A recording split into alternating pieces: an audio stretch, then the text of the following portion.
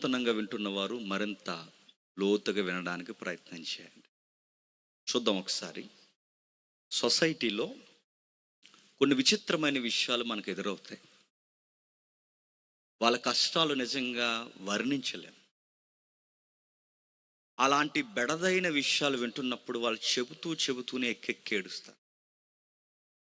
అక్కడ దాకెందుకు, కొన్ని కష్టాలు వివరించుకుంటున్నప్పుడు వాళ్ళు వివరిస్తున్నప్పుడు మనకే కన్నీళ్ళు వచ్చాయి. అక్కడ వరకు ఎందుకు, సాక్షాత్తు మొన్నటి వరకు ముఖ్యమంత్రిగా పనిచేసిన ఆయన ఓడిపోయిన తర్వాత ఆయన కన్నీళ్ళు పెట్టుకుంటూ ఇంటర్వ్యూ ఇచ్చారు. ఎవ్రీ సెక్టార్లో ఎవరో ఒకరికి ఒక క్రైసిస్ ఉంటుంది. ప్రతి జీవితానికి ఒక శ్రమ ఉంటుంది. ఆ శ్రమ ఎలా ఉంటుందంటే ఇంకా వాళ్ళకి అన్ని దారులు మూసుకుపోయినట్టుంటాయి. నడిచినంత కాలం జీవితం నడుస్తుంది, ఒకేసారి బ్లాక్ అయిపోతుంది. ఆ శ్రమను ఎదుర్కోలేక, ఆ శ్రమను తట్టుకోలేక, ఆ శ్రమకు జవాబు దొరక్క చాలామంది తీసుకునే నిర్ణయం ఏంటంటే చచ్చిపోదాం అనుకుంటా. ఇక నేను ఫేస్ చేయలేండి, ఈ సమస్యలు నా వల్ల అవ్వట్లేదు, ఇక నేను ఎదుర్కోలేనండి ఈ సమస్యలని, చనిపోతారు. అలాంటి సూసైడ్ థాట్స్ వస్తున్న వారు ఎవరైనా ఉంటే ఈ గ్రౌండ్లో ఈ రాత్రి దేవుడు మీతోనే మాట్లాడుతున్నాడు, జాగ్రత్తగా వినండి. సమస్యలను చూసి తాగేస్తానన్న వాళ్ళు, పోటుగాళ్ళు ఎవరైనా ఉంటే జాగ్రత్తగా వినండి. ఈ సంసారం నేను ఈదలేకపోతున్నానండి, హిమాలయాలకు పోతున్నానన్న గృహిణీలు, ఇల్లాళ్ళు ఎవరైనా ఉంటే జాగ్రత్తగా వినండి. చదువుకోరా అని పంపిస్తే నీకు చదవడం చేతగాక ఆ చదువుని వానాకాలం చదువు చేసి ఇక పాస్ అయిన సిగ్గును భరించలేక నేను బతకలేనని బిల్డప్ సాగు కబుర్లు చెప్పే నీలాటోడు జాగ్రత్తగా వినండి. చిన్నోళ్ళకి పెద్దోళ్ళకి, కాపురం చేస్తున్న వాళ్ళకి, ఏకాకులకి, సంసారులకి, అందరికీ చక్కటి జవాబు ఉంది బైబిల్లో, జాగ్రత్తగా వినండి. ఏముంది? ఇది ఒక పురాతనమైన జీవిత చరిత్ర. ఎక్కడుంది? సుమారు 3000 సంవత్సరాల క్రితం చరిత్ర. ఏమని జరిగింది? అర్ధాంతరంగా చిదిగిపోయిన జీవిత చరిత్ర. చూద్దాం, ఆలస్యం చేయకుండా వెళదాం. ఇక 88వ కీర్తనకు రండి. 88వ సంకీర్తన జాగ్రత్తగా వినండి. కొంచెం లోతైన అధ్యయనం, కొంచెం జాగ్రత్తగా విందాం. 88వ కీర్తన 88వ కీర్తన మొదటి వచనానికి పైన చిన్నటి అక్షరాలు ఉన్నాయి చూడండి.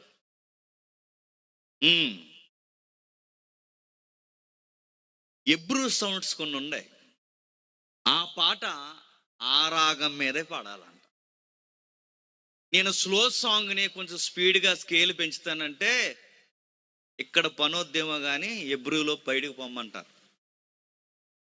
ఈ మధ్యకాలంలో రిమిక్స్ సాంగ్స్ వస్తున్నాయి, ఆ సాంగ్స్ వస్తున్నాయి. అందరూ సముద్రం ఒడ్డున తిరిగేస్తున్నారు. ఏటో మరి మెట్లలో తిరిగేస్తారు, గుట్టల్లో తిరిగేస్తారు. పాస్టర్ గారు ఎలా చెయ్యెత్తారు, పాస్టర్ అమ్మగారు అలా వచ్చి నేను ఎక్కడ ఉన్నానో ఆడో పలవ ఎత్తుకుంటుంది, ఆయన శరణం ఎత్తుకుంటాడు.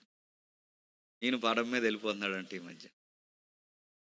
అంటే ఈ మాట అనకూడదు, అంటే నా మీద పడిపోతారు, కానీ తప్పదు నేను అంటున్నాను. ఆ సినిమాల అలవాటు పోలేదో ఏంటో కానీ ఆ హీరోయిన్లు పోయారు. చెప్పండి, వీళ్ళు వచ్చారు. ఒక ఆత్మీయ గీతాన్ని చూద్దామంటే వాళ్ళ కూతురు కనబడుతుంది, వాళ్ళ కొడుకు కనబడతాడు, ఆయన కనబడతాడు. మీరు కనబడి మాకేం నేర్పిస్తారు? సరే, విషయం పక్కన పెట్టండి. రాగాలు మారిపోయాయి, తాళాలు మారిపోయాయి. అన్నిటికన్నా ముఖ్యంగా సంగీతంలో సిలువ మరుగైపోయి క్రైస్తవ ఆత్మీయ సంగీతాలు రోజు రోజుకి దిగజారిపోయాయి. హిందీ సినిమా సాంగ్స్ తెలుగులో క్రిస్టియన్ సాంగ్స్ ట్యూన్గా కన్వర్ట్ అవుతున్నాయి. చాలా విచిత్రమైన, చెప్పుకోవడానికి సిగ్గుపడే భంగిమలు ఈరోజు క్రైస్తవ కీర్తనలు అవుతున్నాయి. నిన్నే ఫేస్బుక్లో చూశాను, ఒక సాంగ్కి, క్రిస్మస్కి ఇంకా ఏ సాంగ్ దొరకలేదు అనుకుంటా. మరి ఈ ఏరోదియ కుమార్తె క్యారెక్టర్ ఉంటుంది కదండి, ఆ ఏరోదియ కుమార్తె ఏ రోజు ముందు డ్యాన్స్ చేస్తారు. ఆ ఏ రోజు ముందు డ్యాన్స్ చేసినప్పుడు మరి ఏ సాంగ్ అక్కడ రాయలేదుగా. ఓ ఫోక్ సాంగ్ ఉండాలనుకున్నారేమో, బైట్ సాంగ్, ఓ జీడిపిక్కల సాంగ్ వేసేసారు, దానికి డ్యాన్స్ చేసేసారు. అదో క్రిస్మస్ నాటకం అంట. ఆ క్లిప్ కట్ చేశారు, అది బయట తిరుగుతుంది. అన్యులందరూ ఆండ్రకి చుమ్ము వస్తున్నారు. అరే ఇది క్రైస్తవ వేదికరా అని. ఎందుకు ఈ మాటలు నేను చెప్తున్నాను తెలుసా? పాట అంటే ఎలా ఉండాలో తెలియాలంటే బైబిల్ పాటలే మొదటి వరుస. మరలా మన తెలుగులో పాటలు ఎలా ఉండాలో మనకు తెలియాలి అంటే ఆంధ్ర క్రైస్తవ కీర్తనలు నలిగిపోయి రాసిన కీర్తనలు. ఇప్పుడు ఊపులు, డీజేలు, అడావుళ్ళు, పిచ్చి గంతులు, ఆ పిచ్చి పాటలకి ఆరాధనను పేర్లు. అందుకే అప్పుడు పాటలు వేరు, అప్పుడు వైరాగ్యం వేరు, అప్పుడున్న అనురాగం వేరు, అప్పుడున్న బంధాలు వేరు, వాళ్ళ భావాలు వేరు, వాళ్ళ రాగాలు వేరు. అవి ఆత్మీయ గీతాలను పేరు పెట్టుకున్నారు. 150 కీర్తనలు ఉన్నాయి బైబిల్. నాకు జిల్లు ఉంది ఏంటి చెప్పిన, 150 కీర్తనలకి ట్యూన్లు కట్టాలనిపిస్తుంది అండి. 1 by 1 మొదటి సాంగ్ నుంచి 150వ కీర్తన వరకు ఇంకేం రచన, కొత్త రచన ఏమొద్దు. అదే రచన, అదే గీతం, అవే లైన్స్, దానికి ట్యూన్స్ తిరిగి రావాలి. ఎలా తెలుస్తుందండి ట్యూన్ అంటే? అక్కడ ఇచ్చాడు, ఇంటిస్తున్నాడు చూడండి, ఆ ట్యూన్ మీదే పాడాలంట, ఆ రాగం మీదే పాడాలి. ఎందుకంటే ఆ పెయిన్ తెలియాలి అంటే ఆ ట్యూన్ మిస్ అవ్వద్దు అంటున్నాడు. లేదండి నాకు కొంచెం అరబిక్ బీట్ ఉండాలంటే అతను బాగుంటాడు. ఇక అరబిక్ వీకు ఇలాంటి బీట్లు ఇవన్నీ కాదు అయ్యా, ఇదిగో మహాలతు అనే ఒక రాగం ఉంది, ఆ రాగం మీద నువ్వు పాడాలి అని మెయిన్ సింగర్ చెప్తున్నాడట. రాసిన ఆయన హేమాను, ఈ గీతాన్ని రికార్డ్ చేసినది కోరాహు కుమార్. అర్థం అవ్వలేదా? రాసింది జేమ్స్ అనుకోండి, మ్యూజిక్ ఇచ్చింది వాళ్ళు అన్నమాట. వాళ్ళ కోరాహు అనుకోండి, రాసినోడు నేను అనుకోండి. అంటే దీనికి వెనకాల బ్యాక్గ్రౌండ్ వర్క్ అంతా చేసింది ఎవరంటే కోరాహు కుమారులు. దీన్ని ఈ లైన్స్ బై లైన్స్ రాసింది ఎవరంటే హేమాను. ఏమైంది హేమానుకి? చాలా విషాదకరమైన పరిస్థితులు వచ్చేసాయి. తన జీవితం చాలా బాధాకరమైపోయింది. చెప్పుకోవడానికి ఎవరికి చెప్పుకోలేక, ఆయన గోడు వినేవారు ఎవరూ లేక బాధల్లో పడిపోయాడు. 150 కీర్తనలో విషాదకరమైన కీర్తనలు ఉన్నాయి. ఆ విషాదకరమైన కీర్తనలో మొదటి వరుసలో నిలబడే కీర్తన 88వ కీర్తన. ఆసక్తి కలిగించే మాట ఏంటో తెలుసా? లైఫ్లో ఒకే ఒక్క పాట రాశాడు. ఆ ఒక్క పాట ప్రపంచానికి దేవుని సన్నిధిలో గుర్తుండిపోయేలా రాశాడు. 1000 పాటలు 2000 పాటలు రాయలేదు, జ్ఞాపకం లేని పాటలు. ఒకే ఒక్క పాట రాశాడు, ఒకే ఒక్క పాట. ఆ ఒక్క పాట తన జీవితాన్ని రంగరించి, తన జీవితాన్ని కూర్చి, తన జీవితంలో ఉన్న అనుభవాలన్నీ దగ్గరకు తెచ్చి, దేవుడితో పడిన ఆవేదన, ఆయనకి కావలసిన జవాబు కొరకు ఆ సారాన్నంతా తీసుకొచ్చి ఒక కీర్తన రాశాడు. ఏం జరిగింది ఆయన జీవితంలో అంటే చెప్పుకోలేని బాధ జరిగింది. ఏం జరిగిందో 18వ వచనం చెప్తున్నాడు చూడండి. 18వ వచనం, నా ప్రియులను, నా స్నేహితులను దేవా నీవు నాకు దూరముగా చేసి ఉన్నావు, చీకటే నాకు బంధువాయును. ఏంటట? నా స్నేహితులు, నా ప్రియులు నాకు దూరం అయిపోయారు. అంటే దాని అర్థం ఏంటి అంటే ఈయనకు ఫ్రెండ్ అంటూ ఎవరుండరా? ఉండరు. ఈ కీర్తన రాసే సమయానికి బైబిల్ పండితులు ఇచ్చిన ఈ కుర్రగాడి వయసు ఎంత అంటే 25 ఏళ్ళు ఉంటుందట. 25 ఏళ్ళు కుర్రోడండి. 25 ఏళ్ళు కుర్రోడికి ఫ్రెండ్ లేడంటే లేడు. లేడా? ఉండడం లేదా? ఉండనివ్వడం లేదంటే ఉండడం లేదు, ఉండనివ్వడం లేదు. నా ప్రియులు లేరు, నాకు స్నేహితులు లేరు, నా బంధువులు లేరు. నాకు బంధువు ఎవరైనా ఉన్నారంటే ఆ చీకట్లో కూర్చుని ఏడుస్తున్నాను, ఆ చీకటే నాకు బంధువు అయిపోయి. ఎవ్వరు ఉండడు ప్రభా నాతో. ఎవడో ఒకడు కొన్ని రోజులు ఉంటాడు, ఫ్రెండ్గా ఉంటాడని అనుకుంటాను, సరిగ్గా నమ్ముతాను, ఆడండి చెల్లిపోతారు నాకు. ఇదిగో ఈడొచ్చాడు అనుకుంటాను, ఈడైనా నా భావాలు అర్థం చేసుకుని మాట కలిపి నాతో ఉంటాడు అనుకుంటాను. కొన్ని రోజులకు వీడు కనబడకుండా పోతాడు. నా బంధువులు నాతో లేరు, నా స్నేహితులు నాతో లేరు, నా అన్నవారు నాతో లేరు, అందరూ నన్ను వదిలిపోయారు. వెళ్ళిపోయేలా నువ్వు చేసావు ప్రభా నా జీవితాన్ని. బాధపడిపోతున్నాడు. నేను అడుగుతున్నాను, ఒక్క ఫ్రెండ్ నీకు లేడంటే ఆ అబ్బాయి చెప్తున్నాడు, లేడు సార్, నాకు ఒక్క ఫ్రెండ్ కూడా లేడు. నేను మిమ్మల్ని అడుగుతున్నాను, మీకు ఫ్రెండ్స్ ఉన్నారా?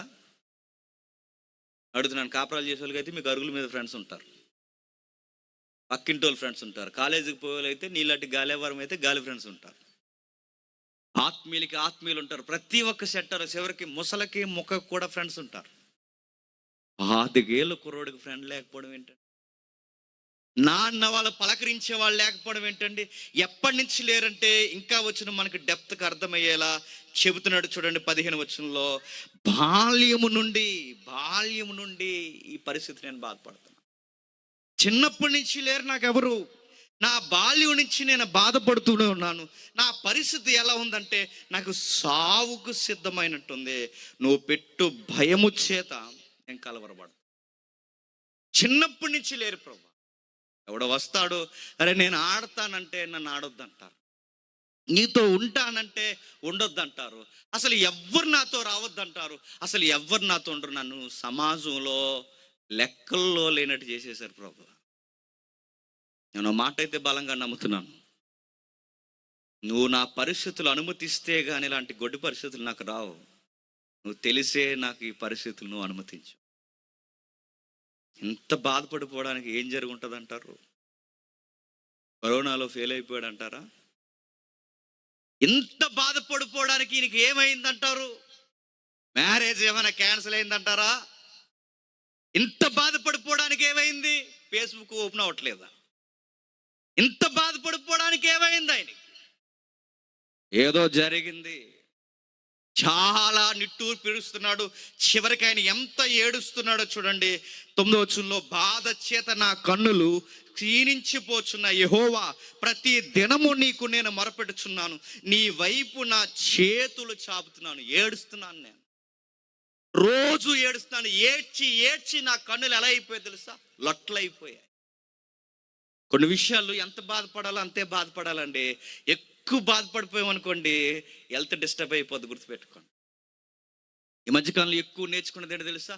ఏదైనా చిన్న బాధ వస్తే చాలండి, ఇంత పొడవు గడ్డం పెంచేస్తున్నారు, ఇంత పొడవు ఇలాగా మేకపోతుకు పెంచుతారు చూసారు, ఇలా ఎదరకు పెంచాడు, మూలకు పోయి కూర్చోడు, చీకట్లో కూర్చోడు, స్లోగా మాట్లాడు, నడుతున్నాను. చచ్చిపోతావు, త్వరలో చచ్చిపోతావు. యాసలన్నిటికీ త్వరలో చచ్చిపోతావు. ఎవరన్నా ఏమన్నా అంటే అన్నం తినడం మానేయడం, నేను తిన్నన్ని మంచం ఎక్కేసి దుప్పటి కప్పాడు, ఇవన్నీ పనులు ఏం చేస్తా చెప్పిన త్వరగా చచ్చిపోతావు. కొన్ని విషయాలు ఎంతవరకు బాధపడాలో అంతవరకు. అవ్వలేదు వదిలే.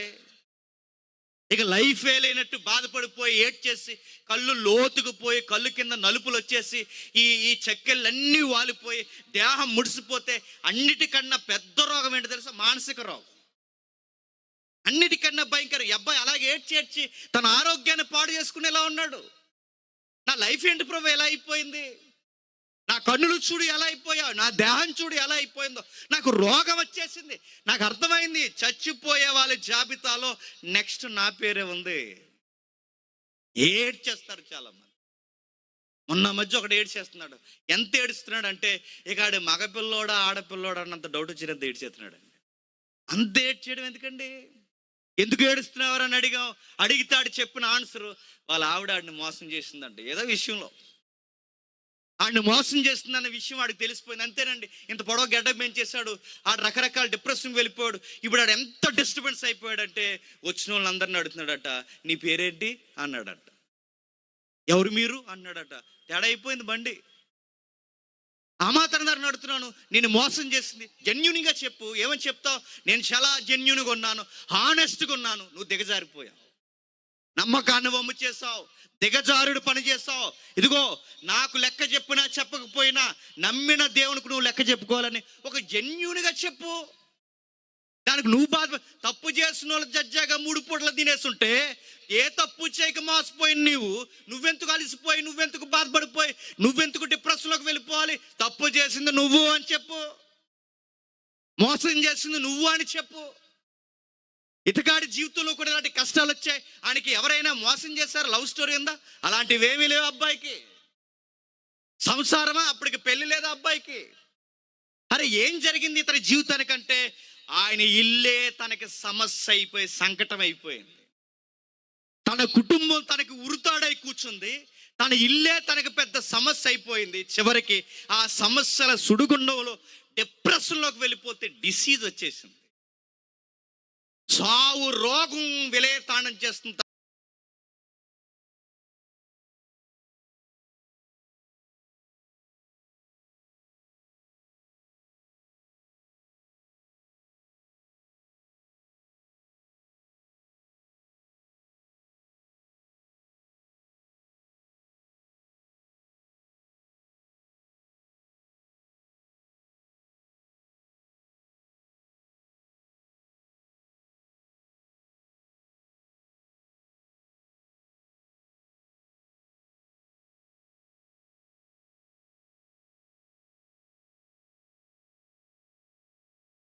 డిసీజ్ వచ్చేసింది. సావు రోగం విలయతాండం చేస్తుంది. అయిపోయింది. చివరికి ఆ సమస్యల సుడిగుండంలో డిప్రెషన్లోకి వెళ్ళిపోతే డిసీజ్ వచ్చేసింది. సావు రోగం విలయతాండం చేస్తుంది. తన ముందు అర్థమైపోయింది ఆయనకి, ఇంకెక్కువ రోజులు బతకనని, ఇంకేం చేసేదేమీ లేదు. దేవా దేవా దేవా అనే దేవుడి దగ్గర ఏడుస్తున్నాడు. ఒక ఫ్రెండ్ ఉండడు, ఒక బంధువు ఉండడు, ఒక ఆత్మీయుడు ఉండడు, ఎవ్వడు నాకు ఉండడు. ఈ ఏకాకి జీవితం ఎందుకు ప్రభువా, చచ్చిపోవాలనిపిస్తుంది నాకు అన్నాడు. ఈ కీర్తన చదువుతుంటే యోబు గుర్తొస్తాడండి. ఈ కీర్తన చదువుతుంటే అంతకుముందు విలాప వాక్యాలు చదివితే విలాప వాక్యాలు మనకు గుర్తొస్తాయి. ఈ కీర్తన చదువుతుంటే దావీదు బాధలు అనిపిస్తుంది. ఈ కీర్తన చదువుతుంటే చాలా మంది భక్తులు నలిగిపోయిన ఆ వైరాగ్యం మనకు కనబడుతుంది. ఈ కీర్తన చదువుతుంటే ఈరోజు ఇలాంటి సమాజంలో నలిగిపోతున్న వారికి మనకన్నా ఎక్కువ బాధలు పడ్డవాడు మన ముందు ఒకడు ఉన్నాడని ఒక ధైర్యం మనకు కనబడుతుంది. ఏముంది ఈయన జీవితంలో, ఏం జరిగింది ఈయన జీవితంలో అంటే, ఒక సమస్య వచ్చింది. వాళ్ళ నాన్నగారు పెద్ద తలపోటు అయిపోయారు. వాళ్ళ నాన్నగారే పెద్ద సమస్య అయిపోయారు. వాళ్ళ ఇల్లే పెద్ద సమస్య అయిపోయింది. తన దేహం తనని చంపేస్తానన్నట్టు తన కళ్ళల్లో తనకు కనబడుతుంది. ఏమైంది? ఎవరైనా, ఈయన పేరు హేమాను. హేమాన్ అంటే విశ్వాసానికి నిలువెత్తు సాక్ష్యం అని అర్థం. హేమాన్ అంటే అంత నమ్మకం ఉండాల్సిన కుర్రాడు ఎంత బాధలో ఎందుకు పడుతున్నాడంటే, కొంచెం అడ్రస్ మనకు తెలియాలి. ఎవరి తాలూకు ఈ అబ్బాయి చూద్దాం, ఒకసారి చూద్దాం రండి. ఇది అలాగే ఉంచండి. చరిత్రలోకి రండి. మొదటి దినవృత్తాంతాల గ్రంథం, అందరూ బైబిల్ తీయండి. మొదటి దినవృత్తాంతాల గ్రంథం 6వ అధ్యాయం. మొదటి దినవృత్తాంతాల గ్రంథం 6వ అధ్యాయం 33వ వచనం చూడండి.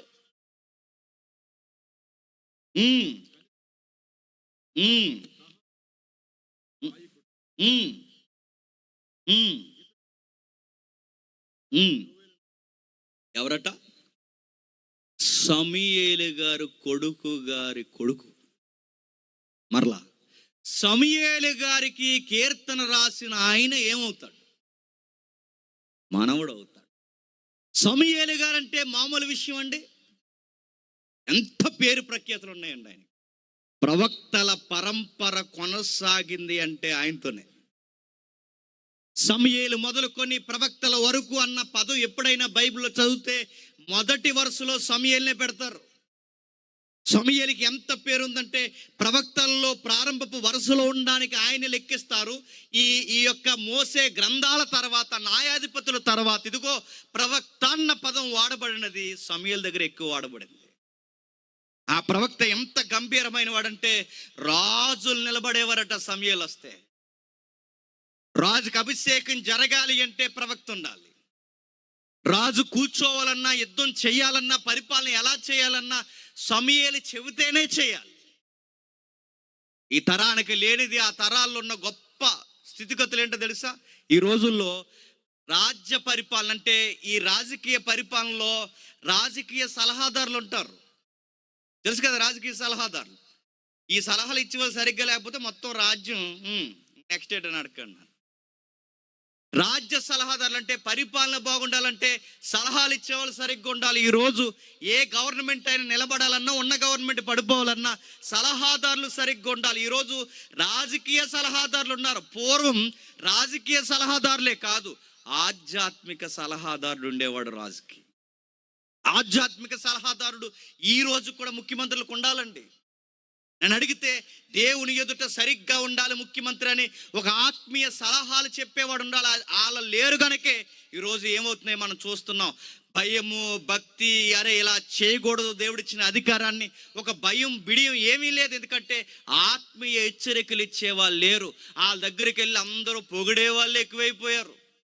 ఆ పార్టీ వచ్చినప్పుడు అక్కడికి పోతారు, ఈ పార్టీ వచ్చినప్పుడు ఎక్కడికి పోతారు.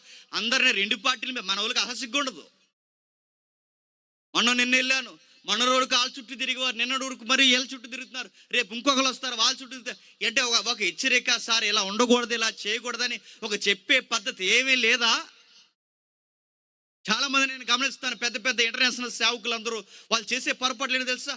ముఖ్యమంత్రిని కలిసేంత అవకాశం ఇచ్చాడు దేవుడు మీకు, మంత్రులను కలిసేంత అవకాశం ఇచ్చాడు దేవుడు మీకు. నేను ముఖాముఖి కడుతున్నాను, లైవ్ వెళ్తుందేమో. ముఖ్యమంత్రులు కలిసేంత అవకాశం ఇచ్చాడు, మంత్రులు కలిసేంత అవకాశం ఇచ్చాడు. వెళ్ళినప్పుడు ఒక ముక్క చెవిలో చెప్పాలిగా, ఇలాంటి పనులు రాష్ట్రంలో దేవునికి వ్యతిరేకంగా జరగకూడదు, దేవునికి వ్యతిరేకమైన ఇదిగో ఈ రక్త ప్రోక్షణ జరగకూడదని ఒక్క మాట బైబిల్ పట్టుకున్నవాడుగా నువ్వు చెప్పొద్దు. ఆయన ఇంటాడంటే ఇంటాడు, లేకపోతే పోతాడు. నువ్వు చెప్పావా లేదని నిన్ను అడగడా దేవుడు? ఆత్మీయ సలహాలు ఇచ్చావా లేదని అడగడా దేవుడు? అడుగుతాడు ఖచ్చితంగా.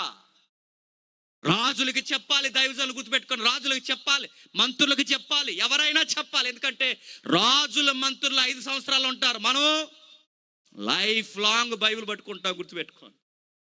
ఒక మనిషి బతకాలన్నా, ఒక మనిషి లెక్కల్లో నుంచి వెళ్ళిపోవాలన్నా అన్ని లెక్కలు ఎవరి చేతుల్లో ఉన్నాయి చెప్పండి? దేవుడు. అలాంటి జీవాధిపతి తరపున మనం నిలబడి ఉన్నప్పుడు మనం కొన్ని విషయాలు చెప్పాలి, ఆధ్యాత్మిక సలహాదారులుగా ఉండాలి. లోకల్ లీడర్స్ ఎవరైనా ఉంటే చెప్పాలి, ఖచ్చితంగా చెప్పాలి. అలాంటి అలవాట్లు, అలాంటి పరిచయాలు మీకుంటే చెప్పాలి ఖచ్చితంగా. ఒకరోజు ఒక ఎమ్మెల్యే గారు నన్ను పిలిచిన ఆయన ఆ ఏరియాలో ఆయనకు కొన్ని ఎకరాల కొండ ఉంది, ఎకరాల కొండ మీద ఆయన ఆ కొండ మీదట దేవుడికే పుణ్యక్షేత్రం కడతానన్నాడు. అందరు పాస్టర్ గారిని పిలిచాడు, నన్ను పిలిచాడు. సరిగ్గా నేను చెప్తాను, నా మాట అబద్ధం కాదనడానికి మీకు జాగ్రఫికల్ ఎవిడెన్స్ చెప్తున్నాను.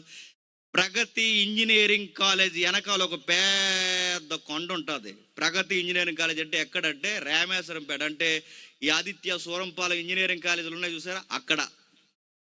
ఆ వెనకాల పెద్దాపురం నియోజకవర్గం, ఆ వెనకాల పెద్ద కొండ ఉంటే అక్కడ పిలిచారు. అందరూ వచ్చారు, అభిషేకాలు చేస్తున్నారు. ఏం చేస్తున్నారు తెలుసా? ఇక్కడ ఒక మరియం బొమ్మ, అక్కడ యేసుప్రభు వారిని మరియం ఎత్తుకున్న బొమ్మ, అక్కడ యేసుప్రభు వారు మోకాళ్ళు వేసిన బొమ్మ, అక్కడికి వెళ్ళిన తర్వాత సిలువేసిన బొమ్మ, ఇలా బొమ్మలన్నీ పెట్టారు. బొమ్మ దగ్గర ఒక కొవ్వొత్తి పెట్టారు, బొమ్మ దగ్గర చిన్న చిన్న విభూదులు పెట్టారు. బొమ్మ దగ్గర వచ్చిన వాళ్ళందరూ మొక్కుకున్న తర్వాత అగరబత్తీలు వెలిగించడానికి అగరబత్తీలు పెట్టారు. అన్నిటికి వెళ్ళాక సెంటర్ ఆఫ్ అట్రాక్షన్గా పెద్ద ఇదిగో ఇంత ఉంది ప్లేసు, ఇంత స్థలాన్ని ఏకంగా ఆ స్థలంలో పెద్ద చర్చి కట్టి లోపల విగ్రహాలు అన్నీ పెడతా అన్నారు. అన్ని సలహాలు తీసుకొని నా సలహా కూడా అడిగారు. జేమ్స్ బ్రదర్ మీరు ఏమంటారంటే కట్టొద్దు అంటానన్నాను. ఈడవిడ ఎలా ఉన్నాడు అనుకున్నారు? ఇలాగే ఉన్నాను, ఇలాగే చెప్పాను నేను. కట్టుకోడుస్తారంటే అదేంటి, దేవుడి బొమ్మలు కట్టడం తప్పు కాదు, తప్ప అంటే తప్పు అంటే పెట్టి తప్పుల్లో తప్పు. ఆకాశం అందే కానీ నీళ్ళ ఎందే కానీ ఎక్కడ రూపం పెట్టొద్దని చెప్పిన దేవుడికి నువ్వు రూపాన్ని పెడతానంటున్నారంటే సారు కుంపట తెచ్చి నెత్తిమీ పెట్టుకుంటారని చెప్పాను నేను. మీరు వీలైతే ఒక మంచి చర్చి కట్టండి, ఒక మంచి దైవజన్ని నియమించండి, నెలసరి జీతం ఆయనకి ఇవ్వండి, సత్యం వినిపించండి. అంతేగాని ఒక ఐందవ సాంప్రదాయాలు తీసుకొచ్చి ఇక్కడ మరియం బొమ్మ, శిష్యుల బొమ్మ, ప్రభు బొమ్మ, ఈ బొమ్మలందరికీ మొక్కి దీన్ని ఒక పుణ్యక్షేత్రం చేస్తానంటే మీరు విగ్రహారాధనకి మీరు పేటేస్తే, నేను మరలా చెప్తున్నాను, త్వరలోనే ఉగ్రత తెచ్చి మీద పెట్టుకుంటారంటే ఏం చేయమంటారంటే వీళ్ళందరూ కట్టేమన్నారు. వాళ్ళ మాట విన్నాడు కుర్రోడు కనుక నా మాట వినలేదు. నేను ఈ మాట డైరెక్ట్గా చెప్తున్నాను, కొన్ని నెలలు తిరగకుండా చచ్చిపోయాడు. ప్రాజెక్ట్ ఆగిపోయింది. ఏమయ్యాడంటే చనిపోయాడు. ఇప్పుడు ఆ కొండ ఎవరు ఆక్యుపై చేశారు, మొత్తం తవ్వేశారు. పుణ్యక్షేత్రం లేదు, కొండే లేదు ఇప్పుడు అక్కడ. ఎందుకు నేను చెప్తాను తెలుసు, కొన్ని విషయాలు నేరుగా చెప్పాలి, కొన్ని విషయాలు నేరుగా చెప్పాలి. సమయలు చెప్పేవాడు. సమయలు ఏదన్నా ఊరికి వెళ్తా ఊరి పెద్దలు అనేవారట, అయ్యా ఎందుకు వచ్చారా, ఏమైనా మా ఊర్లో ఏమైనా తప్పుందా చెప్పండి అయ్యా, మా ఊర్లో పిల్లలు ఏమైనా తేడాగుంటే చెప్పండి, మేము సరి చేసుకుంటాం అనేవారు. ఒక దైవజుడికి అంత గౌరవించేవారు ఆ రోజుల్లో. ఏదన్నా ఊరు ఆ దైవజనుడు వెళ్తే పెద్దలందరూ లేచి నిలబడేవారు, రాజులందరూ లేచి నిలబడేవారు. ఆ ఊరి గవనియత్తుకు ఇంకా వస్తుండగానే భయపడిపోయి మాలో తప్పులే ఉంటే చెప్పండి, దేవుడు ఏమన్నా సెలవిచ్చాడా? జవాబుగానే వస్తున్నారా, సమాధానంగానే వస్తున్నారా? మా ఊర్లో చీడపీడ ఏమన్నా ఉంటే చెప్పండి, మేము సరి చేసుకుంటామని ఒక పాస్టర్కి భయపడిపోయేవారు. ఆ పాస్టర్ పేరు సమూయేలు. ఆ మనిషి బతుకున్నంత కాలం ఆ ఏరియాలో లంచాలు లేవు. సమూయేలు బతుకున్నంత కాలం అడ్డగోలు రాజకీయాలు లేవు. సమూయేలు బతుకున్నంత కాలం ఎక్కడ అన్యాయం లేదు, హత్యలు లేవు. సమూయేలు బ్రతుకున్నంత కాలం ఎక్కడ ఇదిగో ఈ పొరుగు వాడికి అన్యాయం జరిగిందనే ఒక కేసు రికార్డ్ అవ్వలేదు. ఎందుకంటే ఆ దైవజనుడు రాజులను కూడా కంట్రోల్ చేశాడు. ఆయన చెప్పిందే శాసనం అన్నట్టు పాటించాడు. అలాంటి గొప్ప సమూయేలుకి మనవడు అంటే ఎవరండి? యామాను. అలాంటి గొప్ప సమూయేలుకి మనవడైతే మనం ఎంత దర్జాగా బతుకుతామండి. ఆయన పేరు 10 తరాలు చెప్పుకుని బతికేస్తామని బతికేమో. తాత సేవ చేస్తే మన వాళ్ళు ఈ రోజుకి ఏ సేవ చేయకుండా బతికేసి వెళ్ళలేరు. ఉన్నారా లేరు చెప్పండి? ఖచ్చితంగా ఉన్నారని అడుగుతున్నాను. ఉన్నతమైన సేవ చేసిన ముత్తాతల పేర్లు చెప్పుకుని కేవలం ఆ పెద్దోళ్ళ పేర్ల మీద, కేవలం ఆ లోగో మీద నడిచేస్తున్న మినిస్ట్రీలు లేవు. ఆయన పేరే లేకపోతే సమాధుల దొడ్డకి దానికి పెద్ద తేడా ఉండదు. ఈరోజు నేను అడుగుతున్నాను, మళ్ళీ నేను చెప్తున్నాను, సమూయేలు పేరు అంటే ఇంత గొప్ప పేరున్న ఈ కుర్రోడు, వాళ్ళ మనవడగా ఉన్న ఈ కుర్రోడు ఎందుకు ఏడుస్తున్నాడు? పేరు గొప్ప చెప్పండి, ఊరు దెబ్బ. పేరేమో గొప్పగా ఉంది సమూయేలు గారి పేరు, కానీ ఆ కొడుకు వచ్చిన తలపోటే పెద్దలు ఇబ్బందులు అయిపోయాయి. ఏమైంది? తాతయ్య మంచోడే, నానే మంచోడు కాదు. నా మాట అర్థమవుతుందా? తాతయ్య మంచోడు అంటే తాత పేరేమో దేశాలు మాట్లాడుకున్నారు. నాన్న మంచోడు కాదు. నాన్న ఏం చేశాడు? మొదటి సమూయేలు గ్రంథం 8వ అధ్యాయం చూడండి. మొదటి సమూయేలు గ్రంథం 8వ అధ్యాయం, మొదటి సమూయేలు గ్రంథం 8వ అధ్యాయం మొదటి వచనం. సమూయేలు వృద్ధుడైనప్పుడు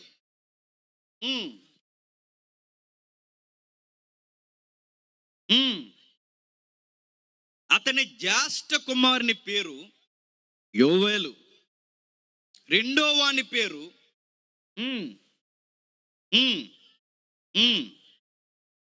న్యాయాధిపతులుగా ఉండిరి. ఇతని కుమారులు అతని ప్రవర్తన అనుసరింపక ధనాపేక్షకులై లంచములు పుచ్చుకొని న్యాయము తిప్పివేసిరి. బాగా వినాలి. ఈ అబ్బాయి ఇంత ఏడడానికి కారణం ఏంటంటే వాళ్ళ నానే పెద్ద తలపోటు అయిపోయాడు. నేను మళ్ళీ చెప్తానండి, ప్రతి ఇంట్లో ఇలా తలపోటు తెచ్చేవాళ్ళు ఎలా ఒకరు ఉంటారండి. మన ముందు కానీ మన వెనక కానీ మనకి ఇలా మన జీవితానికి ఇదిగో మీ ఇంట్లో వాళ్ళంటగా అని చెప్పేవాళ్ళు ఎవరో ఒకరు ఉంటారు. సమూయేలు గారు మనవడు ఇంత ఎడవడానికి కారణం వాళ్ళ నాన్న ఏం చేస్తున్నాడు? లంచాలు తీసుకుని తిప్పేస్తున్నాడు న్యాయాన్ని.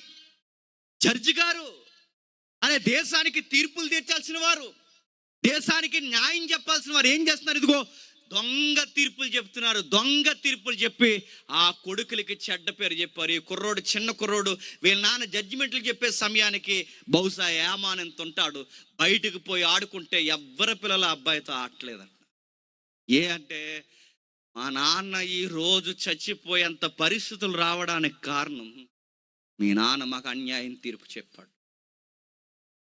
ఈరోజు మాకు ఇప్పుడు మెతుకులు దొరకకుండా ఉంటున్నాయంటే మీ నాన్న మాకు దొంగ తీర్పు చెప్పాడు. మీతో మేము ఆడుకోమరా, మాతో వద్దని బాల్యం నుంచి దూరం పెట్టేశారట. ఎవరిని చెప్పండి? అలా పెడతారంటే ఒక ఉదాహరణ చెప్తాను వినండి. దిశ యాప్ వచ్చింది, కానీ దిశ అనే ఓ తల్లి చచ్చిపోయింది. అప్పుడు ఆ యాప్ వచ్చింది, సెక్షన్ వచ్చింది. ఎలా చనిపోయిందో మీకు తెలుసు. దాని మీద 2 సైడ్లు కాంట్రవర్సీ కేసెస్ నడుస్తున్నాయి. విషయం పక్కన పెట్ట. ఆ అమ్మాయిని చంపేసేటప్పుడు 4 కుర్రోళ్ళను 5గురిని అరెస్ట్ చేశారు. తెలంగాణ రింగ్ రోడ్లో జరిగింది, హైదరాబాద్ రింగ్ రోడ్లో. తీసుకెళ్ళాక అబ్బాయిని వాళ్ళు వాంగ్మూలం తీసుకున్నారు. మరి ఇప్పుడు సౌండ్ వెరైటీగా వినబడుతుంది. కొత్త సౌండ్ ఏంటంటే అసలు ముద్దాయిలు వాళ్ళు కాదు, వాళ్ళని వంకట్టాలని చంపేశారు, అసలు వాళ్ళు దాక్కున్నారని. అది ఎంతవరకు డిఫెన్స్ మనకు తెలియదు, ఇంకా నడుస్తుంది. విషయం అయితే ఒకటి విందాం. అక్కడ ఆ అబ్బాయిల మీద ఆ నింద పడింది. ఆ నింద పడిన తర్వాత తీసుకెళ్లారు, అరెస్ట్లో పెట్టారు. రిమాండ్లో ఉండగా బయటకు ఎంక్వైరీ పేరు మీద తీసుకొచ్చి ప్రజల్లో వార్తల్లో విన్నది మనకు తెలుసు. వాళ్ళు పారిపోతున్నారన్న ప్రయత్నం చేస్తున్నామని పోలీసులు స్టేట్మెంట్ ఇచ్చి ఎన్కౌంటర్ చేశారు. అదే కదా మనం విన్నదే చూసింది. ఎన్కౌంటర్ జరిగిపోయింది. ఈ మీడియా వాళ్ళు కుదరరు కదండి. ఇలా కరెంట్ న్యూస్లు కావాలి. మైకులు పట్టుకెళ్ళారు, వాళ్ళ భార్యల దగ్గర పెట్టారు. ఆ మైకులు పడుతూ చెప్పండి, మీ ఆయన మీ ఆయన మీద ఇలాంటి నింద పడింది, మీ భర్త మీద ఎలాంటోడని అంటారంటే, నేను అడుగుతున్నాను, వాళ్ళు చేసిన నిందే పెద్ద నింద. చేశారో లేదో అంత పెద్ద నింద వాళ్ళ మీద పడింది, అంత తప్పు వాళ్ళ మీద పడింది. ఇప్పుడు ఈ ముఖాన్ని దేశమంతా చూపిస్తే ఆ అమ్మాయి బజార్లోకి వెళ్ళగలదండి. చిన్న కేసులోనే ఒక అబ్బాయి ఉన్నాడు, అందులో అక్యూజ్డ్లో నెంబర్ 3 ఎంత ఉంది. ఆ A2 A3 A4గా ఉన్నాడు. ఆ A4 ఉన్న అబ్బాయి చెన్నకేశవలో ఉంటాడు అబ్బాయి. ఆ అమ్మాయి చెబుతూ, మా చెన్నకేశవలు నా భర్త నేను ప్రేమించి పెళ్లి చేసుకున్నాను. ఇలాంటి పని ఎందుకు చేశాడు నాకేం అర్థం కాలేదండి. అప్పటికి ఆవిడ నిండి గర్భిణి. ఈ అబ్బాయి తీరా చూస్తే చచ్చిపోయాడు ఎన్కౌంటర్లో. రేపు బిడ్డని కంటది. ఆ బిడ్డ ఆడుకోవడానికి వెళ్తారు. చిన్న బిడ్డలు అందరూ ఆ బిడ్డని ఏమంటారు చెప్పు. మీ నాన్న రేప్ కేసులో ఎన్కౌంటర్ చేయబడ్డాడు, నువ్వు మాతో ఆడుకో. ఆ అమ్మాయి ఒక బజారుకి పోయి ఒక చిన్న సరుకులు తెచ్చుకోలేదు. రేపు పొద్దున్న ఈ కుర్రోడు సమాజంలోకి వచ్చాక, లేదా ఆ పాప సమాజంలోకి వచ్చాక పదే పదే పిల్లలు అనే మాట, మీ నాన్న చంపేశారంటగా. దొంగతనాలు చేసి ఏ తండ్రి అయినా పట్టుబడితే ఊళ్ళో పిల్లలు ఏమంటారు తెలుసు, మీ నాన్న దొంగంటగా, మాతో ఆడుకోకంటారు. అమ్మ వ్యభిచారం చేస్తూ దొరికేస్తే, మీ అమ్మ వ్యభిచారంటగా, మాతో ఆడుకోవద్దంటారు. మా అమ్మ మీతో ఆడుకోవద్దని చెప్పింది అంటారు. ఏదన్నా తప్పుడు పనులు ఇంట్లో జరిగితే మిగిలిన బయట వాళ్ళు వాళ్ళతో ఆడుకోకండి అని చెప్తే ఆ రోజు పిల్లలకి ఎలా ఉంటాయి చెప్పండి. ఆ మాటలు కుమ్ములిపోతారు. ఆటలాడుకోవడానికి ఎవరుండరు, బయటికి వెళితే ఎవరుండరు. నేరాలు, తాగుళ్ళు ఇలాంటి అలవాట్లైన తల్లిదండ్రులు ఉంటే మీ పిల్లల సమాజంలో బతకలేరు. ఏదన్నా తప్పు చేస్తే అది మీతో పోదు. తాగుతారు. నిన్న మొన్న ఫేస్బుక్లో చూశాను, ఆడు చచ్చిపోవడానికి ఉన్నారండి పోలీసులు, 4 పోలీసులు నదిలో అలా ఉన్నాడండి. ఆడు చచ్చిపోయాడు అనుకుని వెళ్ళి ఆడిని ఎలా కట్టుకుని ఆ శవం అనుకుని ఎలా లాగితే ఎలా లెగిసాడు. కింద టైటిల్ రాశారు, వాటర్ తాగి వాటర్లో పడుకున్నాడండి. చల్లగా వాటర్ తాగి వాటర్లో నడుతున్నాడు. ఇప్పుడు ప్రపంచం అంతా వీడియో చూస్తుంది. ఆడెవడంటే వాళ్ళ కొడుకుల్ని ఎలా చూస్తారు చెప్పండి. తాగేసి ఈదుల్లో పడిపోవడం, తాగేసి ఇష్టం వచ్చినట్టు దొల్లడం, తాగి గొడవలు పెట్టుకుంటే అలాన వాడు మీ నాన్నంట మా అమ్మ మీతో స్నేహం చేయొద్దని అంటే ఆ రోజు ఆ పిల్లలు ఏమైపోతారా లేత హృదయాలు చెప్పండి. మీ అమ్మ తప్పుడు పని చేస్తూ మీ అమ్మగారు మనం దొరికేశారంటే మీతో స్నేహం చేయొద్దన్నారు మా అమ్మ వాళ్ళంటే ఎలా ఉంటుంది చెప్పండి. అలాంటివన్నీ ఫేస్ చేస్తున్నాడు ఈ అబ్బాయి. నన్ను లంచుకోండి. మా చిన్నానికి మా నాన్నకి గొడవలు జరిగినప్పుడు, నాన్నకి గొడవలు జరిగినప్పుడు ఆ తగువుని మీ నాన్నగారి దగ్గర తీసుకెళ్ళినవరా యామాను. మీ నాన్న ఎలాంటి తీర్పు ఇచ్చాడు తెలుసా? ఇద్దరికి సమానంగా పంచాల్సిన ఆస్తులు మా పెదనాన్నకు అనుకూలంగా తీర్పు చెప్పాడు, మాకు అన్యాయం తీర్పు చెప్పాడు. మీ నాన్న తీర్పు వల్ల ఈరోజు మేము ఇలాంటివన్నీ అబ్బాయికి ఎదురవుతున్నాయి. నాన్న పేరు ఎక్కడికి వెళ్ళిన ఈ అబ్బాయిని మానసికంగా హింసించేస్తుంది. కుములిపోయాడు. ఏడ్చాడు. ఇక ఆ కుటుంబానికి తాత పేరైతే గొప్ప పేరు ఉంది, నాన్న పేరే చెప్పండి చెడ్డ పేరు. తాతయ్య కోసం ఎవరికి చెప్పినా గొప్ప ప్రవక్త అని చెప్తారు. ఇప్పుడు నాన్న పేరు చెప్తే దరిదాపులు కూడా ఎవరు రానివ్వరు. ఈరోజు నేను అడుగుతున్నాను మీ అందరికీ, మీ ఇంట్లో మంచి సాక్ష్యాలు కలిగిన వారు లేకపోవచ్చు. మీ ఇంట్లో నేను సరిగ్గా మా బిడ్డ అని చెప్పుకునేంత అడ్రస్ నీకు లేకపోవచ్చు. నీ పిల్లలే నీకు సంకటం అవ్వచ్చు, నీ భర్తే నీకు సంకటం అవ్వచ్చు, నీ భార్య నీకు చెడ్డ పేరు తెచ్చి రోజుకి నీ కుంపట మీద పెట్టచ్చు, లేదా నీ సంఘమే నిన్ను విరోధంగా చూసి నీతో ఎవరో మాట్లాడకపోవచ్చు. ఇలాంటి టైంలో డిప్రెషన్లోకి వెళ్ళిపోకండి. మనకన్నా ఘోరమైన ఉగ్రతని, ఘోరమైన అవమానాన్ని ఎదుర్కొన్నాడు ఎవరో తెలుసా? యామాను. మనకన్నా ఇబ్బందికరమైన పరిస్థితులు ఎదుర్కొని ఇలా అన్నాడు, దేవా నన్ను ఏం చేయమంటావు? ఓ పక్క నాకు తాతయ్య కనబడుతున్నాడు, మరో పక్క మా నాన్న కనబడుతున్నాడు. ఇప్పుడు నేను నాన్న ఫాలో అవ్వాలా చెప్పండి, తాతయ్యని ఫాలో అవ్వాలా? కంకణం కట్టుకున్నాడు, చావనైనా చస్తాను కానీ మా నాన్న మాత్రం అస్సలు నేను ఫాలో అవ్వను. బతికితే తాతయ్యలాగే బతుకుతాను ప్రభు. అందుకే నా ఏడుపంతా నీ దగ్గర ఏడుస్తున్నాను, ఎక్కడికి పోను. ఎవరో ఏదో అన్నారని, నా క్యారెక్టర్ని తక్కువ చేశారని, మా నాన్న బట్టి నన్ను నిందించారని ఆ దుఃఖం ఎక్కడికో పోయి నేను ఆ దుఃఖాన్ని ఏ విధంగా బయటికి రావాలని నేను ప్లాన్ చేయను, నీ దగ్గరే ఏడుస్తాను. ఎప్పుడు గుర్తుపెట్టుకోండి, ఎవరైనా ఏదన్నా అన్నా, ఎవరైనా ఏదన్నా మనకి కించపరిచినా, ఏ బాధ అయినా మనకి ఎదురైనా దేవుడి దగ్గరికి పోయే ఏడండి. ఆ బాధ నుంచి ఎలా బయటకు వచ్చేయాలని కొత్త ప్రయత్నాలు, కుక్క ప్రయత్నాలు చేయకండి. చాలా మంది చేస్తారు, బాధ ఎక్కువైపోయిందిరా తట్టుకోలేకపోతున్నాను, ఏం చేయండి అంటే సాయంత్రం అలా వచ్చే చీకట్లోకి అన్నాడంట. ఏ అందరూ మన దగ్గర మంత్రం అన్నాడు. చాలా మంది తాగుబోతులు ఎందుకు అవుతారు చెప్పండి? బాధలు తట్టుకోలేక. చాలా మంది తిరుగుబోతులు ఎందుకు అవుతారు చెప్పండి? బాధలు తట్టుకోలేక. నేను అంటానండి, చేత కానీ సన్నాసులు కనుక ఈ మాట కసి రావాలని అంటున్నాను నేను.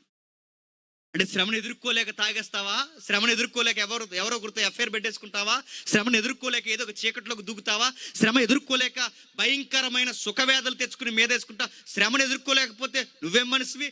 మనుషులకే శ్రమలు వస్తాయి, మనుషులకే కష్టాలు వస్తాయి, మనుషులకే వస్తాయి. నీ ఇంట్లో వాళ్ళు చచ్చిపోవచ్చు, నీకే రోగం రావచ్చు, నీ ఆస్తులని ఒకేసారి జీరో లెవెల్లో పడిపోవచ్చు, నీతో ఎవ్వరు మాట్లాడకపోవచ్చు. ఒకప్పుడు నీకు అందరూ చుట్టం పట్టం అయి ఉండొచ్చు, ఇప్పుడు సడన్గా నీకు ముక్కు ముఖం తెలియనట్టు చూడకుండా పోవచ్చు. అయినా నిలబడు. నీకెన్ని సమస్యలు వచ్చినా నిలబడు, నీకెన్ని ఉగ్రత లాంటి పరిస్థితులు వచ్చినా నిలబడు. యామాన్లా చూడు, యామాన్ వచ్చాడు, నిలబడ్డాడు, చూస్తున్నాడు, దేవా నీ దగ్గర ఏడుస్తాను, కన్నులు లొట్టల పడిపోయేలా నీ దగ్గర ఏడుస్తాను, నా శరీరం నా ఎముకలకి అంటిపోయేలా నీ దగ్గర ఏడుస్తాను, నా సమస్యలు నా మీద సుడుగుండాలా తిరుగుతున్నా నీ వైపు చేతులు ఎత్తి ఏడుస్తాను. తాగను, ఈ బాధను తగ్గించుకోవడానికి పోయి ఏ వ్యభిచార కోపంలోకో దూరను, ఏ వ్యభిచారంతోనో నేను స్నేహాలు చేయను. ఏడుస్తూ ఏడుస్తూ నీ సన్నిధిలోనే చచ్చిపోతాను తప్ప నేను ఎక్కడికి వెళ్ళను. మా తాతలాగా ఒక్కరోజైనా బతికి చచ్చిపోతానని ఆ నిట్టూర్పులోంచి ఒక పాట రాసుకుని ఏడుస్తున్నాడు. ఆ పాటే చెప్పండి, 88వ కీర్తన. ఏడుస్తున్నాడు ఏడుస్తున్నాడు ఏడుస్తున్నాడు. దేవుడు చూశాడు, ఎంత బాగా చూశాడంటే కొన్ని సంవత్సరాలకు దేవుడు డిసైడ్ అయిపోయాడు, నచ్చావు ఏమాను, నచ్చావు, నువ్వు ఎంత బాగా నాకు నచ్చావంటే ఈ శ్రమలో నువ్వు తప్పిపోలేదు. చాలా మంది శ్రమలు వస్తే దేవుడిని వదిలేస్తారు తెలుసా? 3 వారాల నుంచి వచ్చామండి, ఇంకెందుకండి ఇంకా రావండి అంటారు. ఎందుకు రావు? 3 వారాల తర్వాత పని అవ్వకపోతే రారంట. ఇది వ్యాపారంలో లేదండి. 3 వారాలు వచ్చాం, 7 వారాలు వచ్చాం, తర్వాత రామంటే రాకపోతే పోతాం. తెలుగులో సామెత, ఎవడో శరీరం మీద కోపం ఇచ్చాడంట, కోపం మీద నెక్స్ట్ డేట్ అని అడగండి. ఇంకంతే. నేను సంఘానికి రానండి, నేను దేవుని దగ్గర రా అంటే రాకపోతే పోతాను. అడుగుతున్నాను, కోపం ఇచ్చడం ఏంటి? ఒక అమ్మాయి ఒక రోజు నాకు ఫోన్ చేసింది. ఆ అమ్మాయి ఎలా అంటుంది, ఏమంటుంది తెలుసు? అన్నయ్య రేపు నుంచి నేను డాడీతో మాట్లాడాను అన్నది. ఈ అమ్మాయి ఏమన్నాడు మీ డాడీ అన్నాను. నేను మా డాడీ ఎలా అన్నా ఏమనలేదని అన్న. అంటే నేను మాట్లాడానంటే ఏమన్నాడు మీ డాడీ చెప్పంటే ఆయన ఏమనలేదని అంటున్నాడు. ఎందుకు ఎవరంటే డాడీ వాళ్ళ నాన్న కాదు ఆయన అంట. ఎందుకు మాట్లాడవమ్మని అడిగాను. డాడీతో మాట్లాడినానయ్య అంటుంది. అన్నాను అంటే 3 రోజుల నుంచి ప్రార్థన చేస్తున్నానయ్య, ఇంక నాకు జవాబు రాలేదు, నేను మాట్లాడినా. నేను అడుగుతున్నాను, మీ పెద్దమ్మ అనుకుంటున్నావు కోపం పెడుతున్నావు, లేదా మీ తాతయ్య అనుకుంటున్నావు కోపం? యేసుక్రీస్తు వారిని డాడీ అని పేరెట్టి డాడీతో మాట్లాడదట. నేను మాట్లాడినాని అంటుంది. మాట్లాడకపోతే నేను మాట్లాడినానయ్య, ఇంక నేను ప్రార్థన చేయనయ్య, ఇక్కడి నుంచి నేను బైబిల్ చదవనయ్య నడుతాను. అమ్మ అంటే నాకు జవాబు రావట్లేదని. ఏం జవాబు? మరి ఏం అడిగిందో? మరి అరబ్ దేశానికి ఏమన్నా ఆ రాజుని దింపేసి ఇవిడ ఏమన్నా అక్కడ ఏమన్నా ప్రెసిడెంట్ అయిపోదాం అనుకుందో? ఎక్కడ ఉందండి విదేశాల్లో, ఎవరో పేరు ఊరు అడగండి. దేవుడి దైవాలు ఈ మధ్య చేస్తలేదు. నేను అడుగుతున్నాను, ఇదేం కోపాలు అంటే పిచ్చి కోపాలు. ఈ అబ్బాయి అలాంటి కోపాలు ఏం పెట్టుకోలేదు. ప్రభువా నాకు విషయం అర్థమైంది, నీ అనుమతి లేకుండా ఏమి జరగవు, నాకు బాధల్లో అనేస్తున్నాను ప్రభువా, నువ్వు అనుమతించావు ఈ శ్రమలను. మా నాన్నకి నేను పుట్టాను కనుక ఈ శ్రమలు నాకు తప్పు, మా నాన్నకి నేను పుట్టాను కనుక ఈ శ్రమలు మోయక నాకు తప్పదు. నా స్నేహితులందరూ దూరం అవుతున్నప్పుడు నువ్వేమాత్రం నాకు జవాబు ఇవ్వట్లేదు, నాకు బాధ అయిపోతుంది, నాకు చచ్చిపోవాలని. అలా టైంలో దేవుడు డిసైడ్ అయ్యే ఒక మాట పలికాడండి. ఏమని పలికాడు? చరిత్రలోకి రండి ఒకసారి. వృత్తాంతాలు, మొదటి దినవృత్తాంతాల గ్రంథం 25వ అధ్యాయం. మొదటి దినవృత్తాంతాల గ్రంథం 25వ అధ్యాయం. మొదటి దినవృత్తాంతాల గ్రంథం 25వ అధ్యాయం. మొదటి దినవృత్తాంతాల గ్రంథం 25వ అధ్యాయం 5-6 వచనాలు చూడండి. వీరందరూ దేవుని వాక్య విషయంలో రాజునకు దీర్ఘదర్శియగు హేమాను యొక్క కుమారులు, హేమాను సంతతిని గొప్ప చేయుటకై దేవుడు హేమానునకు ముగ్గురు కుమార్తెలను అనుమతించెను. వీరందరూ ఆసాపునకును హేమానునకును రాజు చేసి ఉన్న కట్టడ ప్రకారము యెహోవా ఇంటిలో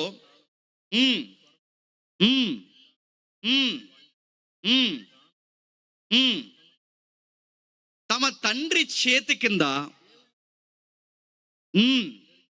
జరిగించుచున్న, ఎంత బాగా రాయబడి చూడండి. అక్కడ మరలా ఒకసారి ఆ వచనం చదువుదాం. యామాను సంతతిని దేవుడు గొప్ప చేయుటకే. 88వ కీర్తనలో ఏమని ఏడుస్తున్నాడండి? దేవా, నా స్నేహితులు నాతో ఉండలేదు, నా బంధువులు నాతో ఉండడం లేదు, నాన్నవారు ఎవరు నాతో ఉండడం లేదు. ఈరోజు ఒకడు కొన్ని రోజులు ఉంటాడు, మళ్ళీ మాయమైపోతాడు. ఈడు కొన్ని రోజులు ఉంటాడు, మళ్ళీ మాయమైపోతాడు. నాతో ఎవ్వడో నిలకడ ఉండడం లేదు ప్రభువా. నాకు నిలకడగడిగి నా మనస్సు పంచుకుని నా బాధను పంచుకున్నాడు ఒకడు లేడు. మనిషి ఎప్పుడు కోరుకునేది ఏంటి తెలుసా? తన మనసులో బాధను పంచుకునే వాళ్ళు కోరుకుంటారు. మనిషికి ఉండే లక్ష్యం అది. ఏదన్నా బాధ అయిందనుకోండి, ఒక ఫ్రెండ్ ఒకటి చెప్పుకోవాలనుకుంటాం మనం. అందుకే చూడండి, ఏ కేసు, ఎంత సీరియస్ కేసు అయినా ఎందుకు తర్వాత దొరికేస్తారు చెప్పిన, ఎలాంటి మనిషి అయినా ఆడికి ఫ్రెండ్ ఎడుతాడు. గాలి ఎడితే గర్ల్ ఫ్రెండ్ ఉంటాడు. ఖచ్చితంగా ఆడికి ఏదో ఒకటి చెప్తాడు. అందుకే ఏదైనా కేసు టేకప్ చేస్తున్నప్పుడు వాడు ఫ్రెండ్స్ సర్కిల్ ఎవరో పట్టుకుంటారు, ఖచ్చితంగా వాళ్ళతో చెప్తారు. అది మంచి అయినా చెప్తారు, చెడైనా చెప్తారు, ఏదో ఒక విషయం వాడికి చెప్తారు. అందుకే ఇతనికి ఆ బాధను పంచుకునే వాళ్ళు లేరు, దేవుడు తప్ప. నా బాధ చెప్పుకుందామంటే ఒక ఫ్రెండ్ ఉన్నాడు. ఎందుకంటే మా నాన్న బట్టి నాతో ఎవరో స్నేహము చేయట్లేదు, మా కుటుంబాన్ని బట్టి ఎవరు నాతో స్నేహం చేయట్లేదు. బంధువులు అంటారా, వాళ్ళు బాగున్నప్పుడే బంధువులు, ఇప్పుడు మా పరిస్థితులు బాగలేదు, ఎవరో మాతో బంధుత్వం కూడా కలుపుకోండి. ఏడ్చినప్పుడు దేవుడు అన్నాడు, అమ్మను, ఈ ప్రార్థన నాకు నచ్చింది. నీకు బంధువులు లేరు, స్నేహితులు లేరండి. నీకు ఒకడు కాదు, ఇద్దరు కాదు, ముగ్గురు కాదు, నలుగురు కాదు, 5 కాదు, 6 కాదు, 7 కాదు, 8, 9, 10 కాదు, 11 కాదు, 15 కాదు, 16 కాదు, 17 మంది స్నేహితులు లాంటి పిల్లల్ని ఇస్తున్నాను, కంగారు పడకన్నాడు. అంతే. దేవుడి దగ్గర ఏడిస్తే ఎంత మంచి జవాబు వచ్చిందో చూడండి. ఒక్కరు కాదు, ఇద్దరు కాదు, 17 మందా. 17 మంది అంటే ఫ్రెండ్స్లా వచ్చేసారండి. అందరూ స్నేహితుల్లా నిలబడిపోయారు. 17 మంది బిడ్డలు, 14 మంది మగపిల్లలు, 3 ఆడపిల్లలు. ఇల్లంతా ఎలా ఉంటుంది చెప్పండి? కచేరీ ఇట్లే. ఇంకా అప్పటి వరకు చీకటి ఇంట్లో, అప్పటి వరకు దుఃఖం ఇంట్లో, అప్పటి వరకు ఏడుపింట్లో, అప్పటి వరకు తన ఇంట్లో ఒంటరితనం, అప్పటి వరకు తనకు తోడున్న వారు ఎవరు లేరు. ఈ 25 కుర్రోడు 10 ఏళ్ళు ఏడ్చాడు. చరిత్ర ప్రకారం 10 ఏళ్ళ తర్వాత ఆయనకు పెళ్ళి అయిపోయింది. ఈ 10 ఏళ్ళ లోపు, ఈ 10 ఏళ్ళ తర్వాత దేవుడిచ్చిన బ్లెస్సింగ్ ఎంత గొప్పగా ఉందో చూడండి. 17 మంది పిల్లలు పుట్టేశారు. 17 మందా? ఈ 17 మంది పిల్లలంటే చిన్నోడు, పెద్దోడు, పిల్లలు ఒక్కరు కాదు, అందరూ గలగలమని తిరుగుతున్నారు ఇంట్లో. ఎంత సందడిగా ఉంటుందండి. 4 చుట్టాలు మన ఇంట్లో ఉంటేనే ఆ వారం అంతా ఎంత బాగుంటుందండి. అలాంటిది ఇంట్లోనే 20 మంది ఉన్నారంటే, భార్య భర్తలు కలిపి, లేక ఒకవేళ ఎవరన్నా ముత్తాతలు ఎవరైనా ఉంటే వీళ్ళందరితో కలిపి ఆ ఇంట్లో 20 మంది అంటే ఆ ఇల్లు ఎంత సందడిగా ఉంటుంది. అప్పుడు ఒంటరి వాడిన నేర్చాడు. ఇప్పుడు చెప్పండి, ఆయన చుట్టూ చాలా మంది స్నేహితులు అంటారు. ఎదుగో, ఈ స్నేహితులు బాగున్నంత కాలం ఉంటారు, ఒకరోజు పరిస్థితులు బాగోకపోతే వెళ్ళిపోతారు. ఈ బంధువులు బాగున్నంత కాలం ఉంటారు, ఒకరోజు వెళ్ళిపోతారు. కానీ నీ గర్భాన్ని పేగును తెంచుకుని పుట్టిన బిడ్డలు చచ్చేంత వరకు నీతో ఉంటారు. నీ మనస్సును పంచుకునేలా ఉంటారు, నీతో బాధను పంచుకునేలా ఉంటారు. 17 మంది ఉన్నారు. ఈ 17 మందిని దేవుడు డిసైడ్ అయిపోయాడట, వీళ్ళని గొప్ప చేయాలనుకున్నాడు. గొప్ప చేయాలి. గొప్ప చేయడం అంటే వీళ్ళని గొప్ప చేయడం అంటే సొలొమోను మందిరం ఉంది ఆ రోజుల్లో, తెలుసు కదా. ఆ సొలొమోను మందిరం త్వరలో కట్టబడబోతుంది. ఆ సొలొమోను మందిరాన్ని ఎవరు కట్టాలనుకున్నారంటే దావీదు కట్టాలనుకున్నాడు. దావీదు కడతాను ప్రభువు అని ఫీల్ అయ్యాడు. ఆయన ప్యాలెస్లో ఉన్నాడు, కిందకు చూశాడు, దేవా నేనెక్కడో సామాన్యుని ప్యాలెస్లో ఉన్నాను, నీ మందిరం మాత్రం ఎక్కడో గుడారంలో ఉంది. నేను ఎక్కడో పైన ఉండడం మట్టి మనిషిని, నీ మందిరం ఎక్కడో గుడారంలో ఉండడం ఏంటి ప్రవ్వా, నీకు మందిరం కడతాను ప్రవ్వా అంటే, నీ ఐడియా బాగుంది కానీ నువ్వు కట్టకన్నాడు దేవుడు. ఏ ప్రవ్వా అంటే, నీ చేతులు రక్తము చేత తడిసిపోనే, నీ కొడుకు వస్తాడు, నీ కొడుకు ద్వారా కట్టిస్తాను. నీ కొడుకు వస్తాడు, నీ కొడుకు ద్వారా కట్టిస్తాను. ఆ కొడుకు పేరు సొలొమోను. ఆ కొడుకు ద్వారా కట్టిస్తాను. ఆ కొడుకు వచ్చే సమయానికి కావలసినవన్నీ రెడీ చేస్తున్నాడు దావీదు. కొత్త నోటిఫికేషన్ ఉద్యోగాలు రిలీజ్ చేస్తున్నాడు. అందులో ఉద్యోగాలు ఏంటో తెలుసా? సేవకుల ఉద్యోగం, గాయకుల ఉద్యోగం, సంగీతకారుల ఉద్యోగం, ద్వారపాలకుల ఉద్యోగం, శుభ్రత అంటే పరిచర్య చేసే వాళ్ళ ఉద్యోగం. ఇలా కొత్త ఉద్యోగం మేళ ప్రకటించాడు ఆ మహారాజు దావీదు.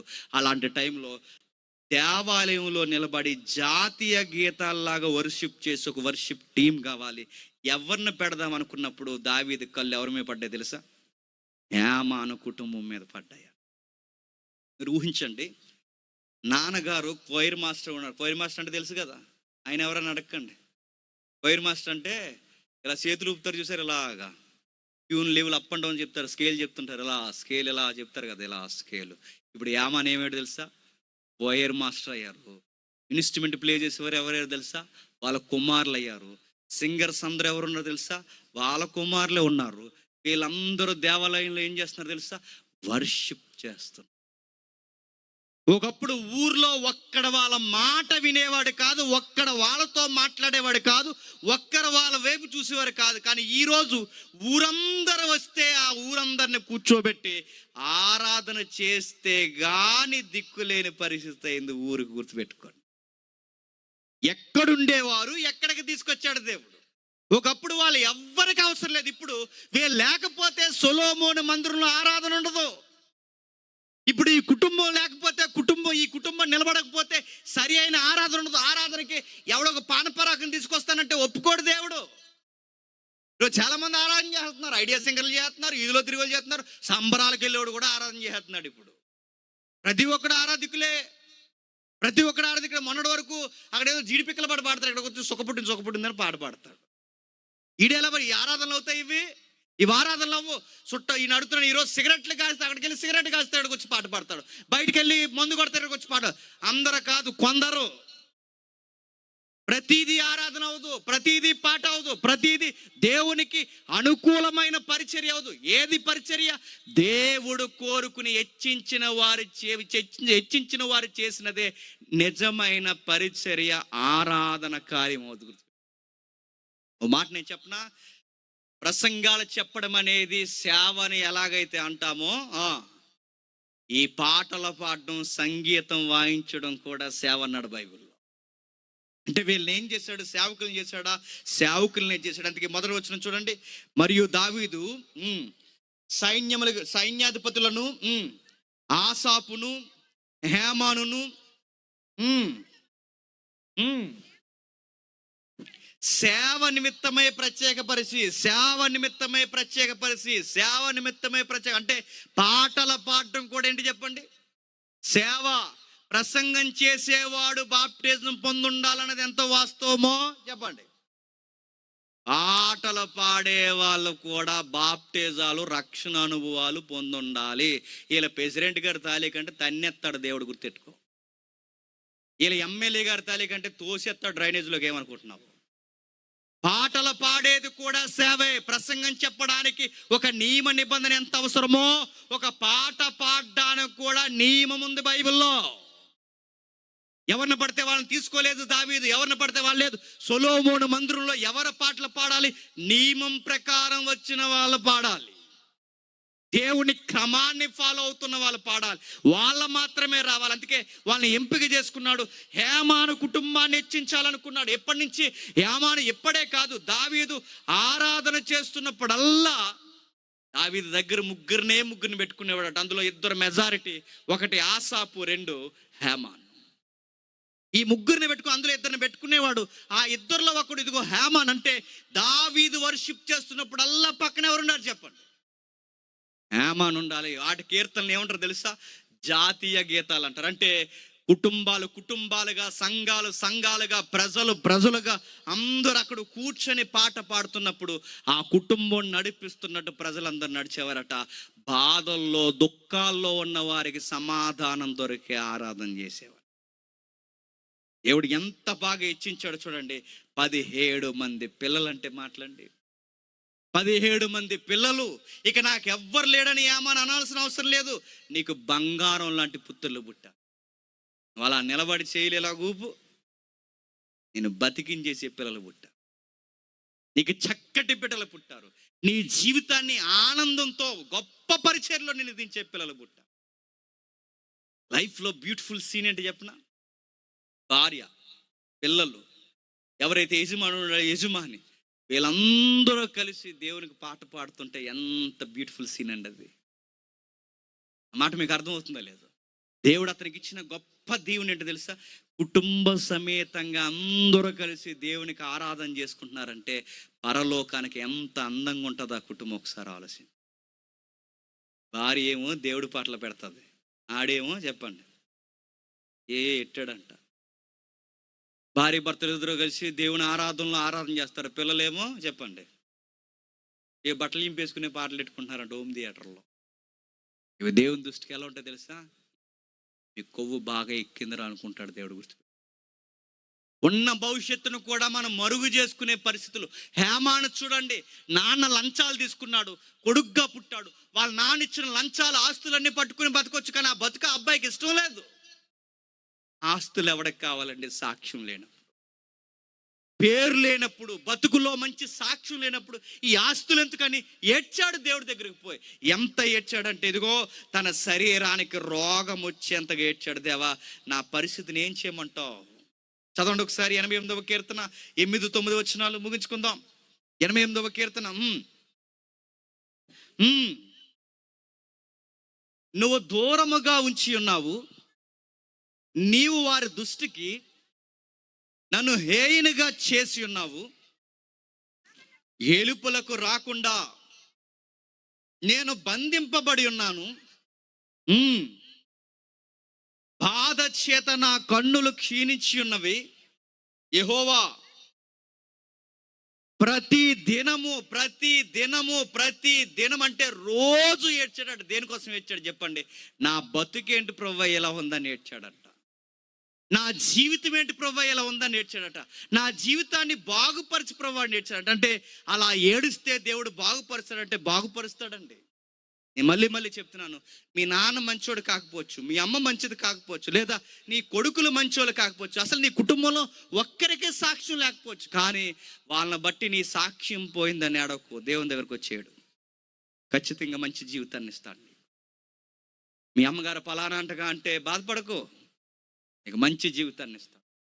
మీ నాన్నగారు పలానా ఆయనంటగా అని అన్నప్పుడు బాధపడకు, నీకు మంచి జీవితాన్ని. అలాంటి దాఖలాలు ఇంకా ఉన్నాయంటే మీరు ఇంటికి వెళ్ళిన తర్వాత చదవండి. యోసేపు కుటుంబంలో ఒక్కరు మంచోళ్ళు ఉన్నారండి? ఒక్కరికి సాక్ష్యం ఉందా చెప్పండి? వాళ్ళ నాన్నగారి పేరే మోసగాడు, తర్వాత మారాడులేండి పక్కన పెట్టి. ఆ అన్నయ్య పెద్దనే ఉన్నాడు రూబేన్ గాడు, ఆడికి వావి వరుసలు తెలియవా రూబేన్, చిన్నమ్మతో పోయాడు. ఆ నడి వయసులో ఉన్నాడు ఆ గాదు, ఆడికి పాము స్వభావం, కట్ల పాము అంది బైబిల్లో. లాస్ట్ వాడు ఉన్నాడు, అస్సలు సపోర్ట్ చేయడు. ఆ యోధా ఉన్నాడు, మన్ను తిన్న పాములాగా ఎవరికే సపోర్ట్ చేయడు, అలా సొత్తాడు పెద్ద కళ్ళు వేసుకుని ఆలుమింగులోడు. ఒక్కరికి సాక్షి లేదు. యోధా కోడలతో పోయాడు, రూబేను పిన్నమ్మతో పోయాడు. ఒక్కరికి మంచి సాక్ష్యం ఉంది చెప్పండి? ఒక్కరికి మంచి సాక్ష్యం లేదు. చివరికి లేక ఉంది ఒక అమ్మాయి, ఆ అమ్మాయి పేరేంటి చెప్పండి? తేనా. ఆ అమ్మాయి తెచ్చి కొంపటెట్టింది ఇంటి మీద. ఏం కొంపట? ఆ వద్దన్న స్నేహాలు చేయడానికి పోయింది, ఆ ఈదులో పడి.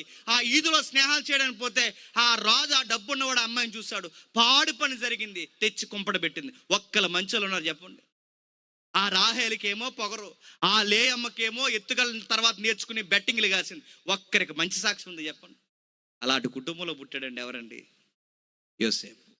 నాన్నకి సాక్ష్యం లేదు, అమ్మకి సాక్ష్యం లేదు, చిన్నమ్మకి సాక్ష్యం లేదు, అన్నయ్యకి సాక్ష్యం లేదు, చెల్లికి సాక్ష్యం లేదు. కుటుంబంలో ఎవ్వరికి సాక్ష్యం లేకపోయినా అబ్బాయికి సాక్ష్యం. ఎంత మంచి సాక్ష్యమో తెలుసా? ఇలాంటి కొడుకుని గనిన తండ్రి ఎవరబ్బా అని ఎత్తికి మరీ తెలుసుకొని యోసేపు ఏడుస్తుంటే యోసేపుతో పాటు కలిపి ఏడుస్తారు. ఎందుకు ఏడుస్తున్నారు సార్ అంటే, ఆ రోజు ఐగుప్తులో ఒక వార్త వినబడింది, మా నాన్నగారు చచ్చిపోయారు.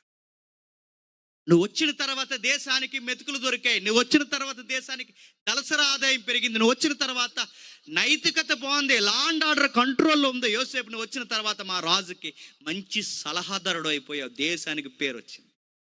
ఇలాంటి ఉత్తమ కొడుకుని కనిన తండ్రి చచ్చిపోయాడంటే నీతో పాటు మేము కూడా ఏడుస్తామన్నా. యోసేపు ఎంత బాగా బతికాడో చూడండి. ఆ అబ్బాయి ఎక్కడుంటే అక్కడ అందరికి అన్నం దొరికేదట, ఆ అబ్బాయి ఎక్కడుంటే అక్కడ అందరికీ దీవులు వచ్చాయట, ఆ అబ్బాయి ఎక్కడుంటే అక్కడ దేశం బాగుపడిపోయిందంట. జైల్లో ఉంటే జైలు బాగుపడింది, ఆ పోతిపరి ఇంట్లో ఉంటే ఇల్లు బాగుపడింది, చివరికి తీసుకెళ్ళి అబ్బాయిని ఫరో ముందు నిలబడితే ఫరో సింహాసనం బాగుపడింది. నేను అడుగుతున్నాను, ఇంట్లో ఒక్కల మంచి వాళ్ళు ఉన్నారండి? ఆయన ఒక్కడిని దేవుడు పట్టుకుని, ఎందుకు తెలుసా? ఆ ఇంట్లో ఎవ్వరికి సాక్ష్యాలు లేకపోయినా తన సాక్ష్యాన్ని కాపాడుకున్నాడు యోసేపు. నేను మళ్ళీ చెప్తున్నాను, మీ నాన్న తాగుబోతు అయి ఉండొచ్చు, బాధపడకు. మీ అమ్మ తిరుగుబోతు అయి ఉండొచ్చు, బాధపడకు. మీ అన్నయ్యలకి సాక్ష్యం లేకపోయి ఉండొచ్చు, బాధపడకు. నీ వెనక ముందున్న వాళ్ళకు ఒక్కలకు కూడా దైవికమైన విలువలు లేకుండా ఉండొచ్చు, బాధపడకు. ఎలాంటి కుటుంబంలో పుట్టనేటని కృంగిపోకు. దేవుడి దగ్గరకు రా, ఆయన దగ్గర మోకాళ్ళే. నువ్వు ఎంత ఏడవాలనుకుంటావు అంత ఏడ్చే, దేవా నా సరిహద్దులను నీవే విస్తరింపచేయన్నాడు. ఖచ్చితంగా విస్తరింపచేస్తాడు. ఖచ్చితంగా దేవుడు దీవెనకరంగా మార్చాడు. ఇంకా ఉన్నాయి బైబిల్లో చరిత్రలు అంటే ఉన్నాయి. దావీదు చరిత్ర కూడా మీరు చూడండి. దావీదు కుటుంబంలో అని అడుగుతున్నానండి, అన్నయ్యలందరికీ పొగరుంది, నాన్నకేమో చిన్నోడి మీద ప్రేమ తక్కువ ఉంది, అందరూ గవర్నమెంట్ ఉద్యోగాలు చేస్తున్నారు, ఈయన మాత్రం ఎక్కడ గొర్రెలు గాయమన్నారు. అంటే ఈ కుర్రోడికి ఆ ఇంట్లో సరైన గౌరవమే లేదు. అన్నయ్యలందరూ ఎంప్లాయీస్, ఈ అబ్బాయి మాత్రం ఆయనకు ఉద్యోగం లేదు. ఆ బర్రెలు, ఆ గొర్రెలను ఇచ్చి వాళ్ళ నాన్న గొర్రెలు, రే నువ్వు పొలంలోకి పోయి ఆ అడవిలోకి పోయి గొర్రెలు మేపరా అని చెప్పాడు. అనే విషయం ఏంటి తెలుసా? గౌరవం లేని ఆ కుర్రోడిని దేవుడు పట్టుకున్నాడు. ఎందుకంటే ఎక్కడికి పోయినా నమ్మకంగా దేవుని కొరకు పాటలు పాడుకున్నాడు, ఎక్కడికి పోయినా నమ్మకంగా దేవుని కొరకు సాక్ష్యం పొందాడు, ఎక్కడికి పోయినా దేవుడిని బతికాడు. ఆ కుర్రోడిని తీసుకొచ్చి దేవుడు ఇజ్రాయేల్ దేశానికి రాజుని చేసేసాడు. నేను ముగించేస్తున్నాను. హేమాను దేవుని దగ్గరకు వచ్చేసాడు, యామాను జీవితాన్ని బాగు చేశాడు. ఇదిగో ఆ యోసేపు దేవుని పట్టుకుని నేర్చాడు, అన్నయ్యలు బాధపడితే యోసేపును దేశానికి అధిపతిని చేసేసాడు. దావీదు దేవుని పట్టుకుని నేర్చాడు, కష్టమైన సుఖమైన సంతోషమైన దేశానికి రాజుని చేసేసాడు. నువ్వు ఏడుస్తున్నావా? ఈ శ్రమ నేను తట్టుకోలేకపోతున్నాను, నేను ఏదో తాగేయాలనుకుంటున్నానంటే ఇంకెందుకు తాగే. ఇది శ్రమని నేను తట్టుకుంటాను, ఆ దేవుడి దగ్గరికి పోయి చెప్పుకుంటానంటావా? ఈ రాత్రి చెప్పుకోవచ్చు. నేను శ్రమ ఎదుర్కోలేకపోతున్నాను, నేను పురుగుల మందు తాగేస్తానంటే తాగేసి ఏం సాధిస్తావు? నేను కన్నందుకు ఆ వయసు అయిపోయిన వాళ్ళని నీ సావును బట్టి వాళ్ళని త్వరగా చచ్చిపోయేలా చేస్తావు. అదే కదా నువ్వు సాధించేది. తిట్టారని పురుగుల మంది తాగేస్తున్నారు, ఏదన్నా అన్నారని పురుగుల మంది తాగేస్తున్నారు, ఏమనంటే ఫ్యాన్ రేజ్ చేసుకున్నా, వద్దు అవి తప్పుడు పని అని చెప్తే గద్దిస్తే చాలు మేము ఉండమంటున్నారు. ఈ మాత్రం దానికి అంటున్నారా? చక్కగా చదివించి మీ అమ్మ నాన్న ఒక ఉన్నతమైన పొజిషన్లో పెట్టాలని మీ కొరకు కోరుకున్నప్పుడు మీరు చిన్న మాటే పడలేకపోతున్నారంటే అసలు మీరు శ్రమలో తట్టుకునే రేపు పొద్దున సంసారాలు చేయగలరంటారా? ఈ సమాజంలో నిలబడగలరంటారా? యామాను లాంటి ఇబ్బంది మనకు వస్తే ఎంతమంది బతుకుతారు చెప్పండి? ఇంట్లోంచి ఎప్పుడో పారిపోతాం, మనం ఉంటామా? మా నాన్న దొంగండినో ఉన్నాను అంట, మనం వెళ్ళటం చెప్పిన అసలు మా నాన్న పేరు ఎత్తకండి, ఆధార్ కార్డులో సన్ ఆఫ్ అని తీసేయండి అంట. యోవేలు ఎలాంటోడైనా హేమాను నాన్న పేరు కోసం ఎక్కడ కంప్లైంట్ చేయలేదు, బాధపడితే ఒక పాట రాశాడు. దేవా ఈ ఒక్క పాట రాస్తున్నా అన్నాడు, దేవుడికి నచ్చేసింది. 150 కీర్తనలో చెప్పండి, ఈ ఒక్క పాట ఖచ్చితంగా దేవుడు ఉండాలి మనకి. పురుషోత్తం సోదరు అంటే బిరుదు, బ్రాహ్మణ తెగలో బిరుదు అన్నమాట. ముగించేస్తున్నాను. ఆ పురుషోత్తం సోదరు గారిని యేసు ప్రభు నమ్ముకున్నారని ఆ బ్రాహ్మణులు అందరూ ఎలేస్తారండి. సేమ్ ఇలాగే వాళ్ళ నాన్న బట్టి హేమాన్ని ఎలా ఎలేసేసారో పురుషోత్తం సోదరు గారిని కూడా ఎలేస్తారు. సొంత భార్య శాతగానోడు అని తిట్టింది. ఏ దేవుడు లేడని ఈ కులం తొక్కు దేవుడు నమ్ముకున్నావు, అతలకు పో, నీతో కాపురం చేయను. ఆ వైజాగ్ నుంచి పరిసర ప్రాంతాల బయలుదేరాడు, జిల్లాలు నడిచాడు, రాష్ట్రాలు నడిచాడు, తిరిగాడు, పాటలు పాడాడు, తిరిగి తిరిగి తిరిగి తిరిగి సేవలో అలా పాటలు పాడుతూ అనుభవాలతో పాటలు రాస్తూ రాస్తూ రాస్తూ రాస్తూ రాస్తూ ఓ రోజు అలసిపోయి ఒకరోజు ఇంటికి వచ్చి గడ్డం పెరిగిపోయింది, జుట్టంతా మాసిపోయింది, మనసుకున్న రంగంతా తగ్గిపోయింది. పురుషోత్తం సోదరు ఒకరోజు ఈదులు వెళ్తుంటే ఈ పట్టు బట్టలు ఉంటాయి చూసారా, వేసుకునేవాడు, టవల్ వేసుకుని నడుస్తూ వెళ్తుంటే అందరూ అలా చూసేవాడు. అంత అందంగా ఎత్తుగా ఉండేవాడు అటు ఎర్రగా పురుషోత్తం సోదరు. ఈ దేవుళ్ళు మారిన తర్వాత అలా తిరిగి తిరిగి తిరిగి తిరిగి తిరిగి తిరిగి ఇంటికి వస్తే కలర్ అంతా ఫేడ్ అయిపోయింది, డ్రెస్ అంతా మాసిపోయింది, గడ్డం పెరిగిపోయింది. అలా ఆవిడ ఎవడో అడుక్కున్నవాడు వచ్చాడు అనుకుని, ఆగు ఆనందేస్తున్నాను అన్నదా. బయటకు వచ్చింది, ఆ పాసి పులిహార, రాత్రి పులిహార తీసుకొచ్చింది. ఇలా పైనుంచి కింద చూశాడు. నేను అన్నాడు. అంటే అన్నది, నేను పురుషోత్తం అన్న. తీక్షణంగా చూసింది. నువ్వా? చచ్చిపోయావు అనుకున్నావు, మళ్ళీ ఎందుకు వచ్చావు? ఏసైని బట్టి మళ్ళీ వచ్చానులే అంటే, నీలాటోడికి పులిహార కాదు, నీలాటోడికి చేతులతో పులిహార నేను పెట్టనని ఆ పులిహార పట్టుకెళ్ళి అప్పుడే ఆవు పేడ అక్కడ ఉంటే ఆ పేడ మీద పులిహార పెట్టింది. ఇప్పుడు తిను, నువ్వు యేసుప్రభు బిడ్డవు కదా, తిను అన్న. పురుషోత్తం సోదరు గారు సిగ్గుపడకుండా, ఆ ఏసైని బట్టి నేను చెప్తున్నానని ఆ పేడ మీద పులిహార తీసుకుని అప్పుడు పాట పాడాడు. ప్రభువా ఇదిగో వస్తున్నాను. అవి ఆంధ్ర క్రైస్తవకి అవి దేవుని పాటలు అంటే అనుభవాలు రంగరించి రాస్తారు, వాళ్ళు నిట్టూర్పులోంచి రాస్తారు. అందుకే బైబిల్ కీర్తన చదివిన ఆంధ్ర క్రైస్తవ కీర్తన మనం ఒక్కసారి తలపోస్తూ మనం విన్నా మన బతుకులు మనతో మాట్లాడుతుంటాయి. దేవుని దగ్గర మనం ఎలా ప్రక్షాళన పడాలో మనకు నేర్పిస్తుంది. కీర్తన గ్రంథంలో ఏముంటాయంటే, మనం ఏదో వాడికిగా మనం చదువుకుంటాం, ఉత్తర ప్రత్యుత్తరాలకే కీర్తన చదువుకుంటాం. కానీ ఈసారి కీర్తన ఎలా కూడా చదవండి. ఈ బ్రతుకు పాఠాలు, ప్రార్థనలు నేర్పే పాటలని చదవండి. ఇందులో ఏముందంటే పాట ఉంది, ఇందులో ఏముందంటే ప్రార్థన ఉంది, ఇందులో ఏముందంటే బతుకుంది, ఇందులో ఏముంది కన్నీరు ఉంది. ఈ పాటలో ఇంకేముంది? ఒంటరితనం ఉంది. ఈ పాటలో ఇంకేముంది? చీకటే స్నేహం అయిపోయిన ఒక ఒంటరి జీవితం ఉంది.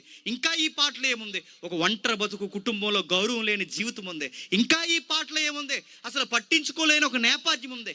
ఈ జీవితంలో ఇంకా ఏముంది ఈ పాటలు అంటే, చావు దగ్గర గుండె ఇంకా నేడో రేపో చచ్చిపోతానన్నా, కళ్ళు అంచుకి చావు, ప్రాణాలు అంచుకి కళ్ళల్లోకి వచ్చేసిన ఒక ప్రాణం పోయే గొంతు ఉంది అక్కడ. ఈసారి కీర్తనగా చదవకండి, ఈ కీర్తన బతుకు పాఠాలని చదవండి. మనకు చెప్పింది కీర్తన ఏమని చెప్పింది? దేవా నాకు ఎవ్వరు లేరు. ఇప్పుడు చదువుతాం 18వ వచనంలో, ప్రభువా నా ప్రియులు నన్ను విడిచి వెళ్ళిపోయారు, నా స్నేహితులు నన్ను విడిచి వెళ్ళిపోయారు, అందరూ నాకు దూరం అయిపోయారు, చీకటే నాకు స్నేహం అయిపోయింది. దేవుడు అన్నాడు, ఎవరన్నారు నిన్ను అందరూ వదిలిపోయారని? అందరూ నిన్ను వదిలి వెళ్ళిపోయినా నీకు 17 మంది ఇస్తున్నాను, వీళ్ళెప్పటికీ నేను వదిలి వెళ్ళిపో. నీ స్నేహితులు నీకు దూరం అయిపోయినా నీ కొడుకులు నీకు ఇస్తున్నాను. నీకు బిడ్డలు లాంటి వారు దూరం అయిపోయినా ఇదిగో నీకు శాశ్వతమైన బిడ్డలను ఇస్తున్నాను. అమ్మా అని పిలుచుకునే చక్కటి స్వరాలు నీకు బంధుత్వంలో లేకపోతే 3 ఆడపిల్లలు ఇస్తాను. పంతులన్నీ చుట్టూ తిరుగుతారు, నీకే 17 మంది. నేను మరలా అడుగుతున్నాను, ఇప్పుడు మీకు బాధపడినప్పుడు, ప్రభువా మాకు కూడా బాధ ఉందంటే నీకు 17 మంది ఎవడు? ఇప్పుడు అలాగని అడిగారు. అందరికీ ఎగ్జాక్ట్గా జరగదు. నీకు ఇవ్వాల్సిన కొలత ఉంటుంది, నీకు ఇవ్వాల్సిన వాదార్పు ఉంటుంది. నీకు ఏ విధమైన వాదార్పు ఇవ్వాలంటే ఒక్కొక్కరికి ఒక్కో రకమైన వాదార్పు ఉంటుంది. యోసేపు వాదార్పు వేరు, చెప్పండి. దావీదుకి ఇచ్చిన వాదార్పు వేరు, హేమానికి ఇచ్చిన వాదార్పు వేరు, నీకిచ్చిన వాదార్పు వేరు, నాకు ఇచ్చే వాదార్పు వేరు. ఎవరిని ఏ విధముగా వాదార్చాలో ఆయనకు బాగా తెలుసు. ఆ వాదార్పు జవాబు మనకు వచ్చేంత వరకు ఎవరి దగ్గరికి పోయి ఆడవాలి చెప్పండి? దేవుని దగ్గరికి వెళ్ళండి. సమస్య వచ్చినప్పుడు ఎమ్మెల్యే గారి దగ్గరికి వెళ్తాం, ఎంపీ గారి దగ్గరికి వెళ్తామంటే ఈ 5 సంవత్సరాల తర్వాత ఆయనకి ఎక్కడికి వెళ్ళిపోతాడు. తర్వాత ఈ ఎమ్మెల్యే దగ్గరికి వెళ్ళామని అవతల ఎమ్మెల్యేకి తెలుస్తుంది, రానిస్తాడా? అందుకే ఎమ్మెల్యే దగ్గరికి, ఎంపీల దగ్గరికి వద్దు, దేవుని దగ్గరికి వెళ్ళాలి. ఆ రాజకీయ నాయకుడు ఈ రాజకీయ నాయకుడి దగ్గరికి వద్దు. ఏ సమస్య ఎవరికీ చెప్పొద్దు. చెప్పుకోలేని బాధలు, అవమానాలు ఉంటే ఎవరికీ చెప్పొద్దు. ఎందుకంటే ఈ మనుషులు వింటారు, అవే మాటలు పట్టుకెళ్ళి మళ్ళీ బయట చెప్తారు. అలారా నాకే చెప్పాడు స్వయంగా, నా చెవులతోనే అన్నాడు అంటారు. ఇలా ఎవరికి చెప్పొద్దు. మనుషులు ఎవ్వరు మనకు నమ్మకం కాదు. దేవుడి దగ్గర చెప్పుకోండి, దేవా మా నాన్న లంచాలు తీసుకున్నాడు, మా సాక్ష్యం పోయింది, నాకు బతకాలని లేదని చెప్పుకున్నాడు, ఏడ్చాడు. దేవుడు అబ్బాయి వాళ్ళ నాన్న సాక్ష్యాన్ని పక్కకి గెంటేశాడు. ఏంటి, నువ్వు ఏవేలు గారు అబ్బాయి అంటే, అవును, ఏవేలు లక్షణాలు నీకు రాలేదు కానీ అచ్చు మీ తాతయ్యలాగే, అచ్చు మీ తాతయ్య గారు అంటే మీ తాతయ్య గారిని ఫాలో అయ్యావు. బైబిల్లో 2 సవాల్ చేసిన జీవితాలు ఉన్నాయండి. ఒకటి యేసుక్రీస్తు వారు, 2 సమూయేలు. యేసుక్రీస్తు వారు ఇలా అంటారు, నాలో పాపం ఉందని మీలో ఎవరైనా నిరూపించగలరు.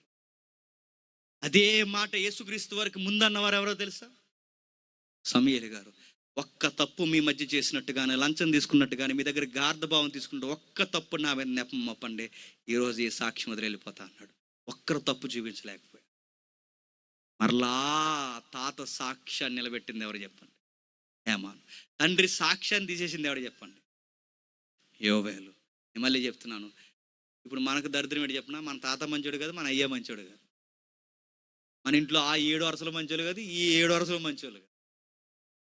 మన తాతలకి మన ముత్తాతలకి ఎవరికి దేవుడు తెలియదు. అందుకే ఇప్పుడు మన తాతలు మనకు మాదిరి కాదు, మన అయ్యలు మనకు మాదిరి కాదు, మన కుటుంబంలో ఎవ్వరు మనకు మాదిరి కాదు. మన మాదిరి ఒకే ఒక్కరు, బైబిల్లో ఉన్న భక్తులు. ఈ భక్తులకి విశ్వాసానికి కర్త అయిన యేసుక్రీస్తు మాత్రమే మనకి.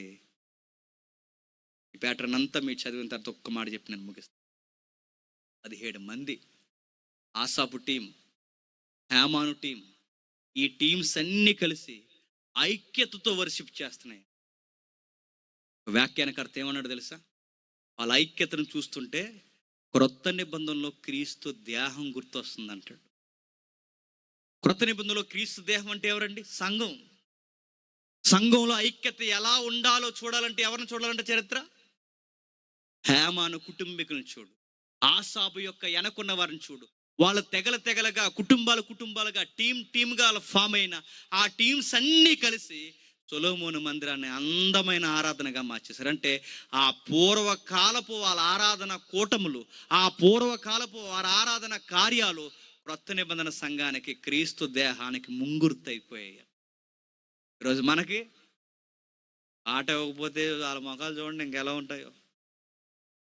పాట ఇవ్వలేదో పాస్టర్ గారి మీద డైలాగులు ఎన్ని ఉంటాయి తెలుసా? పాట కానీ ఇవ్వలేదు నడుతున్నారు, పాట కోసం వచ్చే వాళ్ళు ఉన్నారు. అలా రాకండి, ఐక్యత కొరకు రండి, ఐక్యతతో పాడండి, దేవుని ముందు నిలబడండి. దేవా, ఇదిగో మా బతుకుల్లోంచి ఇరిగిపోయిన మా జీవితాల్లోంచి పాటలు పాడుతున్నాం, మా ఆరాధన అందుకోవయ్యా అని పాడండి, మనసు విప్పు పాడండి. అన్నిటికన్నా ముఖ్యంగా పాటలు పాడేవారందరూ రక్షణ పొంది పాడండి, బాప్టిజాలు తీసుకుని పాడండి, మంచి సాక్ష్యాలు కలిగి పాడండి. మీ ఆరాధన, మీకు గమకాలు తెలియకపోవచ్చు, మీకు ఎవరైతే సినీ సింగర్స్ గమకాలు ఉంటాయి కదా, శృతులు, ఆ శృతులు మీకు తెలియకపోవచ్చు, ఆ యేసుదాసు లాంటి స్వరాలు మీకు లేకపోవచ్చు, కానీ ఇరిగి నలిగిన ఆ స్వరం, పాప నొప్పుకుని రక్షణ తీసుకున్న ఆ స్వరం, అదే దేవునికి నచ్చుతుంది. గుర్తు మాకు పాటిస్తారా? లేకపోతే మేము రావంటే ముందు నువ్వు మారరా, నువ్వు అడగకపోయినా నీకు పాటిస్తా. ఒకవేళ ఎక్కడ పాట ఇవ్వలేదా, చచ్చిపోయిన తర్వాత అందరికీ పాట ఉంది, ఖచ్చితంగా పాడతాం. అక్కడ అందరం అక్కడ ఉంటాం. ఆ పాట ఎంత బాగుంటుంది తెలుసా?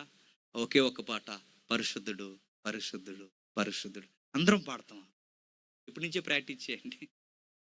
ఆ రోజు అందరికీ పాట వస్తుంది. పరిశుద్ధులు అందరూ ఉంటారు, నిష్కలంకమైన పరిశుద్ధులు అందరూ ఉంటారు. వాళ్ళ మధ్య మనం నిలబడతాం. అబ్రహాము, ఇస్సాకు, యాకోబు ప్రవక్తలందరూ కలిసి ఉంటారు.